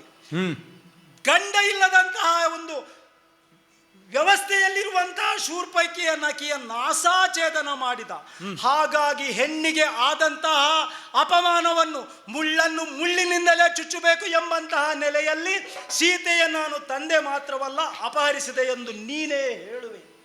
ಅಷ್ಟು ಮಾತ್ರವಲ್ಲ, ನಿನಗೆ ಸರಿಯಾಗಿ ನಿನ್ನ ಚಿಕ್ಕಪ್ಪ ತನ್ನ ಅಂಗೈಗೆ ತೈಲವನ್ನು ಹಾಕಿಕೊಂಡು ರಾಮನ ಅಯನವನ್ನು ಬೋಧಿಸಿರಬೇಕು. ಯಾಕೆಂದರೆ ಬಂದಂತಹ ರಾಮನ ಅಯನವನ್ನು ಹೆಜ್ಜೆ ಹೆಜ್ಜೆಯಾಗಿಯೂ ನೀನು ಹೇಳುತ್ತಿರುವೆ. ಅಷ್ಟು ಮಾತ್ರವೇ, ರಾವಣನಿಗೆ ಯಾರು ವೈರಿ ಇದ್ದಾರೆ? ಒಂದು ಕಾಲಕ್ಕೆ ನಾನು ಸೋತದ್ದು ಹೌದು ವಾಲಿಯಲ್ಲಿ. ಯಾಕೆ? ಅದು ರಾವಣನ ರಾಜನೀತಿ. ಅಲ್ಲಿ ಮಿತ್ರತ್ವ ಮೈಗೂಡಿಸಿಕೊಂಡಿದ್ದೇನೆ. ಅವನನ್ನು ರಾಮ ಕೊಂದನಂತೆ, ಕಪಿಗಳ ಒಟ್ಟಿಗೆ ಬಂದನಂತೆ. ನೀನು ಹೇಳುವುದು ಏನು? ಸೀತೆಯನ್ನು ಕೊಡು ಚಿಕ್ಕ ಅಪ್ಪ ಎಂದು. ಆದರೆ ಎಷ್ಟು ಮಾತ್ರಕ್ಕೂ ಸೀತೆಯನ್ನು ಕೊಡುವುದು ಇರಲಿ. ಬೆಳ್ಳಿ ಬೆಟ್ಟವನ್ನೇ ಈ ನನ್ನ ಎರಡು ಕೈಗಳಿಂದ ಅಲುಗಾಡಿಸಿದಂತಹ ಈ ರಾವಣ ಸೀತೆಯನ್ನು ಕೊಡುವುದು ಬಿಡು. ಸೀತೆಯ ಕೊಡುವ ಮಾತೇ ಇಲ್ಲ. ಅವನಿಗೆ ಸೀತೆ ಬೇಕೋ? ಯುದ್ಧಕ್ಕೆ ಬಂದು ನನ್ನಲ್ಲಿ ಯುದ್ಧ ಹೂಡಿ ಒಂದೇ ನಾನು ಜಯಿಸಬೇಕು ಅಥವಾ ಅವನು ಜಯಿಸಬೇಕು. ಅವನೇ ಜಯಿಸಿದಲ್ಲಿ ನನ್ನನ್ನು ಮಡುಹಿ ಕೆಡಹಿ ಸೀತೆಯನ್ನು ಬೇಕಾದರೆ ಕೊಂಡು ಹೋಗಲಿ, ಅಥವಾ ಸಾಕ್ಷಾತ್ ನಾನು ಆರಾಧಿಸುವಂತಹ ಪರಮೇಶ್ವರ ಪಶುಪತಿನಾಥನೇ ಬಂದರೂ ಸೀತೆಯನ್ನು ಕೊಡೆ ಕೊಡೆ ಕೊಡಲಾರೆ. ಎಷ್ಟು ಕೇಳಿಕೊಂಡರು, ಅನುನಯಿಸಿದರು, ನಮ್ಮಪ್ಪಯ್ಯ ಒಪ್ಪುತ್ತಾ ಇಲ್ಲ. ಹಾಗಂತ ತಿಳಿಯದಿದ್ದವರೇನೂ ಅಲ್ಲವಲ್ಲ. ಚತುರ್ವೇದವನ್ನೇ ಹೃದ್ಗತ ಮಾಡಿಕೊಂಡಂತಹ ರಾವಣೇಶ್ವರ ಸಕಲ ಶಾಸ್ತ್ರವನ್ನೂ ಅರೆದುಗುಡಿದಂತಹ ರಾವಣೇಶ್ವರ, ಬ್ರಹ್ಮವಿದ ರಾವಣೇಶ್ವರ, ಸಹಸ್ರಾರು ವರ್ಷಗಳ ಕಾಲ ತಪಸ್ಸನ್ನು ಮಾಡಿ ಶಂಕರನನ್ನು ಒಲಿಸಿಕೊಂಡ ರಾವಣೇಶ್ವರ, ಬರೇ ರಾಕ್ಷಸ ಕುಲ ಮಾತ್ರವಲ್ಲ, ಬ್ರಹ್ಮಕುಲದಲ್ಲಿಯೂ ಹುಟ್ಟಿದವನಲ್ವೇ ಅವನು. ಇದೆಲ್ಲವೂ ಗೊತ್ತಿದ್ದು ಈ ವ್ಯಾಜದಲ್ಲಿ ಸಿಲುಕಿಕೊಂಡಿದ್ದಾರೆ. ಮುಂದಡಿ ಇಟ್ಟರೆ ಹಿಂದಡಿ ಇಡುವುದಿಲ್ಲ ಎಂಬುದಾಗಿ ಭಾವಿಸ್ತಾ ಇದ್ದಾರೆ. ಯಾಕೆ? ಒಂದು ಕಾಲದಲ್ಲಿ ದುರವನ್ನು ಕೊಟ್ಟು ಸೋತರೂ ಕೂಡ ಅಲ್ಲಿ ಸಂಧಿಯನ್ನು ಮಾಡಿಕೊಂಡು ಒಳಿತನ್ನೇ ಸಾಧಿಸಿಕೊಂಡು ಬಂದವರು ರಾಕ್ಷಸ ಕುಲಂತು ಅಲ್ಲವೇ? ವಾಲಿಯಲ್ಲಿಯೋ ಕಾರ್ತವೀರ್ಯನಲ್ಲಿಯೋ ಸಂಧಿಯನ್ನು ಸಾಧಿಸಿ ತಮ್ಮ ಯಶಸ್ಸನ್ನು ಹೆಚ್ಚಿಸಿಕೊಂಡವರು, ಕೀರ್ತಿಯನ್ನು ಹೆಚ್ಚಿಸಿಕೊಂಡವರು. ಆದರೆ ಅದೇ ರಾಮನಲ್ಲಿ ಸಂಧಿಯನ್ನು ಸಾಧಿಸುವುದಕ್ಕೆ ಹಿಂಜರಿಯುತ್ತಿದ್ದಾರೆ. ಯಾಕೆ? ಏನೋ ಒಂದು ನಿಗೂಢ ರಹಸ್ಯವೊಂದು ಅವರಿಗೆ ಅರಿವಿದೆ. ನನಗೆ ಅರಿವಿಲ್ಲದಂಥದ್ದು ಅವರಿಗೆ ಅರಿವಾಗಿದೆ. ನಾನು ಆ ರಹಸ್ಯವನ್ನು ತಿಳಿಯಲು ಶಕ್ತನಲ್ಲವೆಂದೋ ಏನೋ ನನಗವರು ಹೇಳುತ್ತಾ ಇಲ್ಲ. ಅಥವಾ ಅತಿಕಾಯ ನೀನೇ ಕಂಡುಕೋ ಅದನ್ನು ಅಂತ ಭಾವವೋ ಏನೋ ಇರಬಹುದು. ಆ ನಿಗೂಢ ರಹಸ್ಯವು ಎಂತೇ ಇರಲಿ, ಈ ಸಂದರ್ಭದಲ್ಲಿ ನನ್ನ ಧರ್ಮವೇನು? ರಾವಣೇಶ್ವರನ ಮಗನಾಗಿ ಯೋಚನೆ ಮಾಡಿದ್ರೆ ತಂದೆಯ ಹಾದಿಯಲ್ಲಿ ನಡೆಯುವುದೇ ಪುತ್ರನಾದವನ ಧರ್ಮ. ಅಯೋಧ್ಯೆಯಲ್ಲಿ ಮಾತ್ರ ಅಲ್ಲ ಪಿತೃ ಭಕ್ತಿ ಇರುವುದು, ಸುವರ್ಣ ಲಂಕೆಯಲ್ಲೂ ಪಿತೃಭಕ್ತಿ ಇದೆ ಎಂಬುದಾಗಿ ತೋರಿಸಿಕೊಡಬೇಕು ಪ್ರಪಂಚ ಮುಖಕ್ಕೆ. ಹಾಗಾದ್ರೆ ಹೊರಡಬೇಕು ಯುದ್ಧ ರಂಗಕ್ಕೆ. ಜಿಯದ ಸಂಗರಗೆ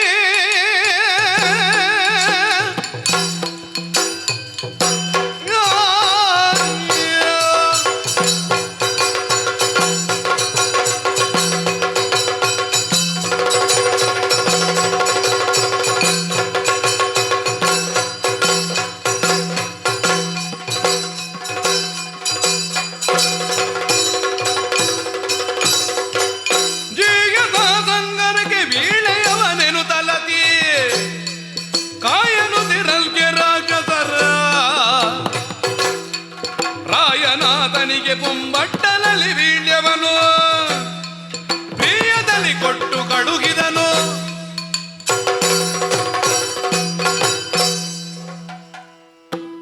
ಜನಕ, ಅತಿಕಾಯನೇನು ಯುದ್ಧಕ್ಕೆ ಅಂಜುವವನಲ್ಲ. ರಿಪು ಮತನಕ್ಕೆ ಪೋಪೆಡೆ ಹೋಗು, ಇಲ್ಲವಾದ್ರೆ ಒಳಗೆ ನಡಿ ಅಂತ ಹೇಳ್ತಾ ಇದ್ದೀರಿ. ಜನಕ, ಅತಿಕಾಯ ರಾವಣೇಶ್ವರನ ಮಗ, ಯಾವುದೋ ನಿರ್ಬಲನ ಮಗನಲ್ಲ. 14 ಲೋಕಗಳನ್ನು ಗೆದ್ದಂತ ರಾವಣೇಶ್ವರನ ಮಗನಾಗಿ ಅತಿಕಾಯ ಯುದ್ಧಕ್ಕೆ ಹಿಂಜರಿಯುವವನಲ್ಲ. ನಾನು ಹೇಳುವಂಥದ್ದನ್ನು ಹೇಳಿದ್ದೇನೆ, ತಂದೆಯಾಗಿಯೂ ಕೂಡ. ಹಾಗೆಯೇ ಸಾಮ್ರಾಜ್ಯದ ಒಡೆಯನಾಗಿ, ಅದಕ್ಕೆ ಜಿಯಾ ಎಂಬುದಾಗಿ ಸಂಬೋಧಿಸಿದ್ದು. ಸಾಮ್ರಾಜ್ಯದ ಒಡೆಯನಾಗಿ ಯುದ್ಧಕ್ಕೆ ಹೊರಡ್ತಾ ಇದ್ದೇನೆ. ಅಪ್ಪಣೆಯನ್ನು ಕೊಡಬೇಕು. ಅತಿಕಾಯ, ಇದು ರಾವಣನ ಅರಮನೆ. ನೋಡೋದು ಪ್ರಧಾನ ದ್ವಾರ. ಆ ದ್ವಾರ ಆರಿಸಿಕೊಂಡರೆ ಅಡಿಯ ಮುಂದಿಡೆ ಸ್ವರ್ಗ. ನೋಡು, ಅದು ನಿನ್ನ ಅಂತಃಪುರದ ದ್ವಾರ. ಅತ್ತ ಹೆಜ್ಜೆ ಇಟ್ಟರೆ ಅಡಿಯ ಹಿಂದಿಡೆ ನರಕ. ಪ್ರಧಾನ ದ್ವಾರವನ್ನೇ ಆರಿಸಿದ್ದಿ.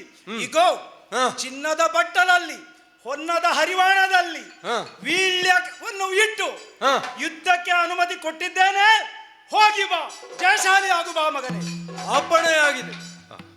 ಧರಿಸಿ ತುಳಸಿಗೆ ದಂಡೆಗಳ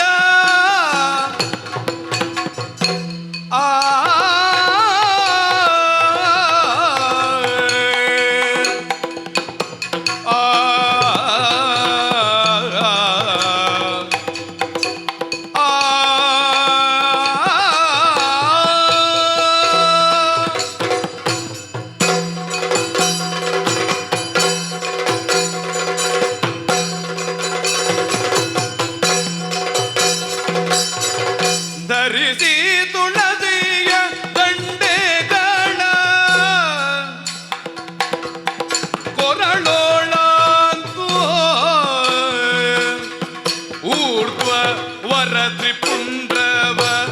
ಹಣೆಗೆ ರಚಿಸೇಗೆ ಧರಿಸಿ ತುಳಸಿಯ ದಂಡೆಗಳ ಕೊರಳಳಾಂತೂರ್ತ ಪರ ತ್ರಿಪುಂಡ್ರವ ಹಣೆಗೆ ರಚಿಸಿ ಸರಸದ್ಯೋ ಮಾತೆಯಡಿಗೆರಗಿ ಮಣಿರಥವನೇರಿ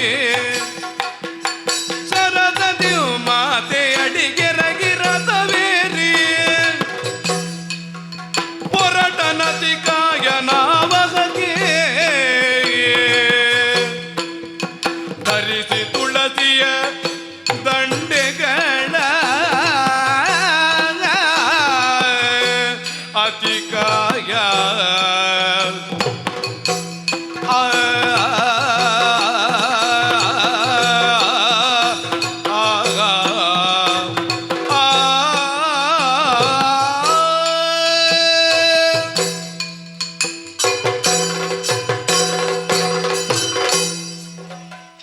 ತಂದೆಯವರು ಕೊಟ್ಟ ಈ ರಣವೀಳ್ಯದ ಹೊಂಬಟ್ಟಲು ಬರೇ ಹೊಂಬಟ್ಟಲಲ್ಲ, ಹರಿಯೆಡೆಗೆ ಹರಿದು ಹೋಗುವ ಹರಿಗೋಲಾಗಿ ನನಗೆ ಕಾಣಿಸ್ತಾ ಇದೆ.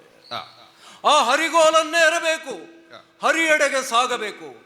ಹರಿಯೆಡೆಗೆ ಹೋಗುವಾಗ ಹೀಗೇ ಹೋಗುವುದು ಅಲ್ಲ, ಪರಮ ವೈಷ್ಣವನಾಗಿಯೇ ಹೋಗಬೇಕು. ಅಪ್ಪಯ್ಯ ಹೇಳಿದ್ರು ಶಂಕರ ತತ್ವ ವಿಷ್ಣು ತತ್ವ ಅಂತ. ಶಂಕರನು ಅವನೇ, ವಿಷ್ಣುವೂ ಅವನೇ. ವಿಷ್ಣು ಅಂದರೇನು? ಸರ್ವವ್ಯಾಪಿಯಾದವನು, ಅವನೇ ಶ್ರೀಮನ್ನಾರಾಯಣ. ತತ್ವ ಬೇರೆ ಇದ್ದರೂ ಅವನು ಪರಮಾತ್ಮನೊಬ್ಬನೇ. ವೈಷ್ಣವ ರೂಪಿನಿಂದ ಅವನೆಲ್ಲಿಗೆ ಹೋಗಬೇಕು. ಅದಕ್ಕಾಗಿಯೇ ತುಳಸಿಯ ಮಾಲೆಗಳನ್ನು ತರಿಸಿದ್ದೇನೆ. ಎಲ್ಲಿಗೆ ತುಳಸಿಯ ಮಾಲೆ? ಯಾರು ಹಾಕುವುದು ತುಳಸಿಯ ಮಾಲೆ? ಯಾರು? ಶ್ರೀರಾಮನಿಗೋ ತುಳಸಿಯ ಮಾಲೆ ಅಲ್ಲವೇ ಅಲ್ಲ. ಮತ್ತೆ ತುಳಸಿಯ ಮಾಲೆ ನಾನೇ ಕೊರಳಲ್ಲಿ ಹಾಕಿದ್ದೇನೆ. ಯಾಕೆ ಗೊತ್ತೋ? ತುಳಸಿಯ ಮಾಲೆ ಹಾಕುವುದು ಯಾರು? ಸಕಲ ಸಂಸಾರವನ್ನು ತ್ಯಜಿಸಿ ಸನ್ಯಾಸರಾದವರು ಮಾತ್ರ ತುಳಸಿಯ ಮಾಲೆಯನ್ನು ಹಾಕುತ್ತಾರೆ. ಅವನಲ್ಲಿ ಹೋಗುವಾಗ ಎಲ್ಲ ವ್ಯಾಮೋಹಗಳನ್ನು ತ್ಯಜಿಸಿದ್ದೇನೆ ಎಂಬ ದ್ಯೋತಕವಾಗಿಯೇ ತುಳಸಿ ಮಾಲೆಯನ್ನು ಹಾಕಿದ್ದೇನೆ. ಸಾಮಾನ್ಯ ಮನುಷ್ಯನಾದವನು ತುಳಸಿಯ ಮಾಲೆಯನ್ನು ಹಾಕುವುದು ಯಾವಾಗ? ವೈಕುಂಠದತ್ತ ಪ್ರಯಾಣ ಬೆಳೆಸುವಾಗ. ಆ ವೈಕುಂಠದತ್ತ ಪ್ರಯಾಣ ಬೆಳೆಸುವುದಕ್ಕಾಗಿಯೇ ವೈಷ್ಣವನಾಗಿ ತುಳಸಿಯ ಮಾಲೆಯನ್ನು ಧರಿಸಿದ್ದೇನೆ. ಊರ್ಧ್ವಗಾಮಿತ್ವದೆಡೆಗೆ ಹೋಗಬೇಕು, ಇಲ್ಲಿಂದ ಎತ್ತರದೆಡೆಗೆ ಹೋಗಬೇಕು ಎಂಬುದಕ್ಕಾಗಿಯೇ ಊರ್ಧ್ವಮುಖವಾಗಿ ತ್ರಿಪುಂಡ್ರವನ್ನು ಧರಿಸಿದ್ದೇನೆ. ಹಾಗೆ ಹೋಗಬೇಕು. ಮಣಿಮಯ ಏರಿದ್ದೇನೆ. ಆದರೆ ನನ್ನ ಅಮ್ಮನಾದ ಧಾನ್ಯ ಮಾಲಿನಿಯ ಅಪ್ಪಣೆಯನ್ನು ಕೇಳಬೇಕಲ್ವೇ? ಅಂತಃಪುರದೆಡೆಗೆ ಹೋದೆ. ಕಣ್ಣೀರಿನ ಮುತ್ತುಗಳಿಂದಲೇ ಸೇಸೆ ಮಂಗಳ ಸೇಸೆಯನ್ನಿಕ್ಕಿ ನನ್ನ ಅಭಿಲಾಷೆಯನ್ನು ಅರಿತು ನಿನ್ನ ಮನೋಭಿಷ್ಟ ಸಿದ್ಧಿಯಾಗಲಿ ಮಗು ಎಂದು ಆಶೀರ್ವದಿಸಿದ್ದಾಳೆ. ಅಮ್ಮನ ಹರಕೆಯನ್ನು ಸೇರಿಕೊಂಡು ಮಣಿಮಯವಾದ ರಥವನ್ನೇರಿದ್ದೇನೆ. ರಣರಂಗದತ್ತ ಹೋಗಬೇಕು. ನಾನೊಬ್ಬನೇ ಹೋಗುವುದೇ? ಅಲ್ಲ, ಮತ್ತೆ ಲೌಕಿಕದಿಂದ ಅಲೌಕಿಕದೆಡೆಗೆ ಹೋಗುವಾಗ, ಜೀವಾತ್ಮನೊಬ್ಬ ಪರಮಾತ್ಮನೆಡೆಗೆ ಹೋಗುವಾಗ, ಅದ್ವೈತದಿಂದ ದ್ವೈತದಿಂದ ಅದ್ವೈತದೆಡೆಗೆ ಹೋಗುವಾಗ ನಾನೊಬ್ಬನೇ ಅಲ್ಲ, ಲೌಕಿಕದಲ್ಲಿ ನನ್ನೊಡನೆ ಯಾರು ಸಹಚರ್ಯದಲ್ಲಿದ್ದಾರೋ, ಯಾರು ನನ್ನ ಸಹವರ್ತಿಗಳಾಗಿದ್ದಾರೋ, ಯಾರು ನನ್ನ ಹಿತೈಷಿಗಳಾಗಿದ್ದಾರೋ ಅವರನ್ನೆಲ್ಲ ಸೇರಿಸಿಕೊಂಡು ಹರಿಯೆಡೆಗೆ ಹೋಗಬೇಕು. ಬರುವವರಂತಾದರೆ ಬರಬೇಕು. ನಾನೊಬ್ಬನೇ ಹೋದೆ ಅಂತಾದರೆ ಸ್ವಾರ್ಥಿಯಾದೇನು? ಅದಕ್ಕಾಗಿ ಎಲ್ಲರನ್ನೂ ಕರೆಯುತ್ತಾ ಇದ್ದೇನೆ, ಬನ್ನಿರಿ ಬನ್ನಿರಿ ಬನ್ನಿರೈ ಬನ್ನಿರಿ. ಸಂಸಾರ ಶರದಿಯನು ದಾಟು ಬರು ಬನ್ನಿರೈ ಬನ್ನಿರೈ.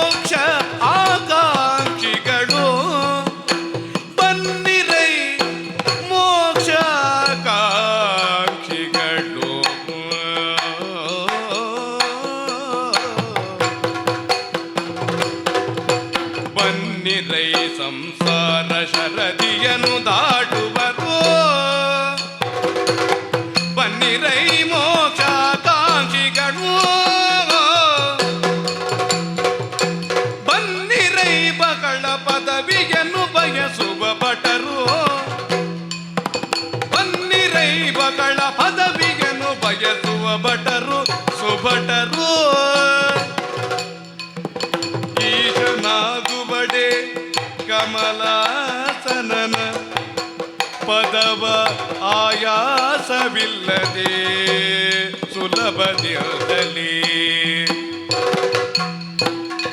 ಬನ್ನಿ ನಿನ್ನೊಡನೆ ನೀವೆನುತ ಕರೆದ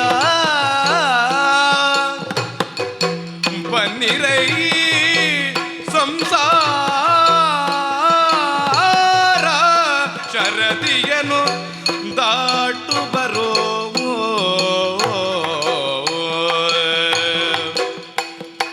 ಆ ಆ ಆ ಆ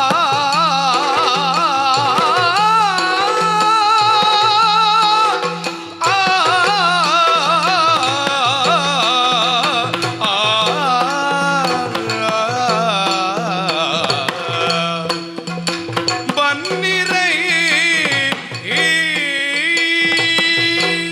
ಬನ್ನಿರಿ ಬನ್ನಿರಿ ಬನ್ನಿರಿ. ಯಾರು ಯಾರೆಲ್ಲ ಈ ಸಂಸಾರದ ಜಂಜಡದಿಂದ ವಿಮುಕ್ತರಾಗುವಲು ಬಯಸುತ್ತೀರೋ, ಈ ಸಂಸಾರವೆಂಬ ಸಮುದ್ರವನ್ನು ದಾಟಲು ಬಯಸುತ್ತಿದ್ದೀರೋ, ಅವರೆಲ್ಲರೂ ನನ್ನೊಡನೆ ಬನ್ನಿ. ನನ್ನಲ್ಲಿದೆ ಹರಿಗೋಲು ಹರಿಯೆಡೆಗೆ ಹೋಗುವಂಥದ್ದು. ಈ ಸಂಸಾರ ಶರದಿಯನ್ನು ದಾಟುವಂತಹ ನಾವೇ ನನ್ನಲ್ಲಿದೆ ಬನ್ನಿ ಬನ್ನಿ ಬನ್ನಿ. ಮೋಕ್ಷವನ್ನು ಪಡೆಯುವವರು ಎಲ್ಲರೂ ಮೋಕ್ಷಾಕಾಂಕ್ಷಿಗಳೇ. ಯಾರು ಹರಿಯ ಮೋಕ್ಷವನ್ನು ಬಯಸುತ್ತಾರೋ, ಯಾರು ಶ್ರೀಮನ್ನಾರಾಯಣನಲ್ಲಿ ಹೋಗಲು ಬಯಸುತ್ತಾರೋ, ಅವರೆಲ್ಲ ನನ್ನೊಡನೆ ಬನ್ನಿ. ಈ ದಿನ ನನ್ನೊಡನೆ ಬನ್ನಿ. ನಮ್ಮಲ್ಲಿ ಸುಭಟರು ಪಟುಭಟರು ಬಹಳ ಮಂದಿ ಇದ್ದಾರೆ. ಎಲ್ಲರಿಗೂ ಅವರವರದೇ ಆದ ಪದವಿ ಇದೆ. ಆದರೆ ಅದಕ್ಕಿಂತ ಮೇಲಿನದಾದ ಬಹಳ ಪದವಿ, ಅದು ಒಂದೇ ಪದವಿ, ಹರಿಪಾದವೆಂಬ ಪದವಿ. ಆ ಪದವಿಯನ್ನು ಬಯಸುವವರು ನನ್ನೊಡನೆ ಬನ್ನಿ. ಯಾರೂ ತಪಸ್ಸನ್ನಾಚರಿಸಬೇಕಾಗಿಲ್ಲ, ಯಾರೂ ನಿದ್ದೆ ಕೆಡಬೇಕಾಗಿಲ್ಲ, ಯಾರು ಆಹಾರವನ್ನು ತ್ಯಜಿಸಬೇಕಾಗಿಲ್ಲ. ನನ್ನೊಡನೆ ಬಂದರೆ ಸಾಕು. ಯಾರು ಶ್ರೀಹರಿಯನ್ನು ಬಯಸಲು ತಪಸ್ಸನ್ನಾಚರಿಸುತ್ತಾರೋ ಅದ್ಯಾವುದೂ ಬೇಡ. ಶ್ರೀಹರಿಯೇ ನಮ್ಮ ಮನೆ ಬಾಗಿಲಿಗೆ ಬಂದಿದ್ದಾನೆ. ಯಾರು ಯಾರೆಲ್ಲ ಅವನನ್ನು ಹೊಂದಲು ಬಯಸುತ್ತೀರೋ, ಯಾರು ಯಾರೆಲ್ಲ ಅವನನ್ನು ಕಾಣಲು ಬಯಸುತ್ತೀರೋ, ಎಲ್ಲರೂ ಬನ್ನಿ ಬನ್ನಿ ಬನ್ನಿ. ಕೇಶವನಲ್ಲಿ ಸೇರಬೇಕಾದರೆ ಎಲ್ಲರೂ ನನ್ನ ಜೊತೆ ಬನ್ನಿ. ಆತ್ಮನೊಬ್ಬ ಪರಮಾತ್ಮನಲ್ಲಿ ಲೀನವಾಗಬೇಕಾದರೆ ಬನ್ನಿರೈ ಬನ್ನಿರೈ ಬನ್ನಿರೈ. ಎಲ್ಲರನ್ನೂ ಕರೆದಿದ್ದೇನೆ. ಪರಮಾತ್ಮನೆಡೆಗೆ ಹೋಗಲು ಸಿದ್ಧರಾದವರೆಲ್ಲರೂ ನಗು ನಗುತ್ತಾ ನನ್ನ ಹಿಂದೆಯಿಂದ ಬರ್ತಾ ಇದ್ದಾರೆ. ಎಲ್ಲರೂ ನೆರೆದಿದ್ದಾರೆ. ಹಾಗಾದರೆ ಇನ್ನು ತಡ ಮಾಡುವುದೇಕೆ? ಶ್ರೀರಾಮನಲ್ಲಿ ದುರವೆಂಬ ಯಜ್ಞಕುಂಡಕ್ಕೆ ಆಜ್ಯವಾಗಲು, ಶ್ರೀರಾಮನಲ್ಲಿ ಯುದ್ಧವೆಂಬ ಯಜ್ಞಕ್ಕೆ ಸಮಿದೆಯಾಗಲು ಹೊರಡೋಣವಂತೆ ಹೊರಡೋಣವಂತೆ.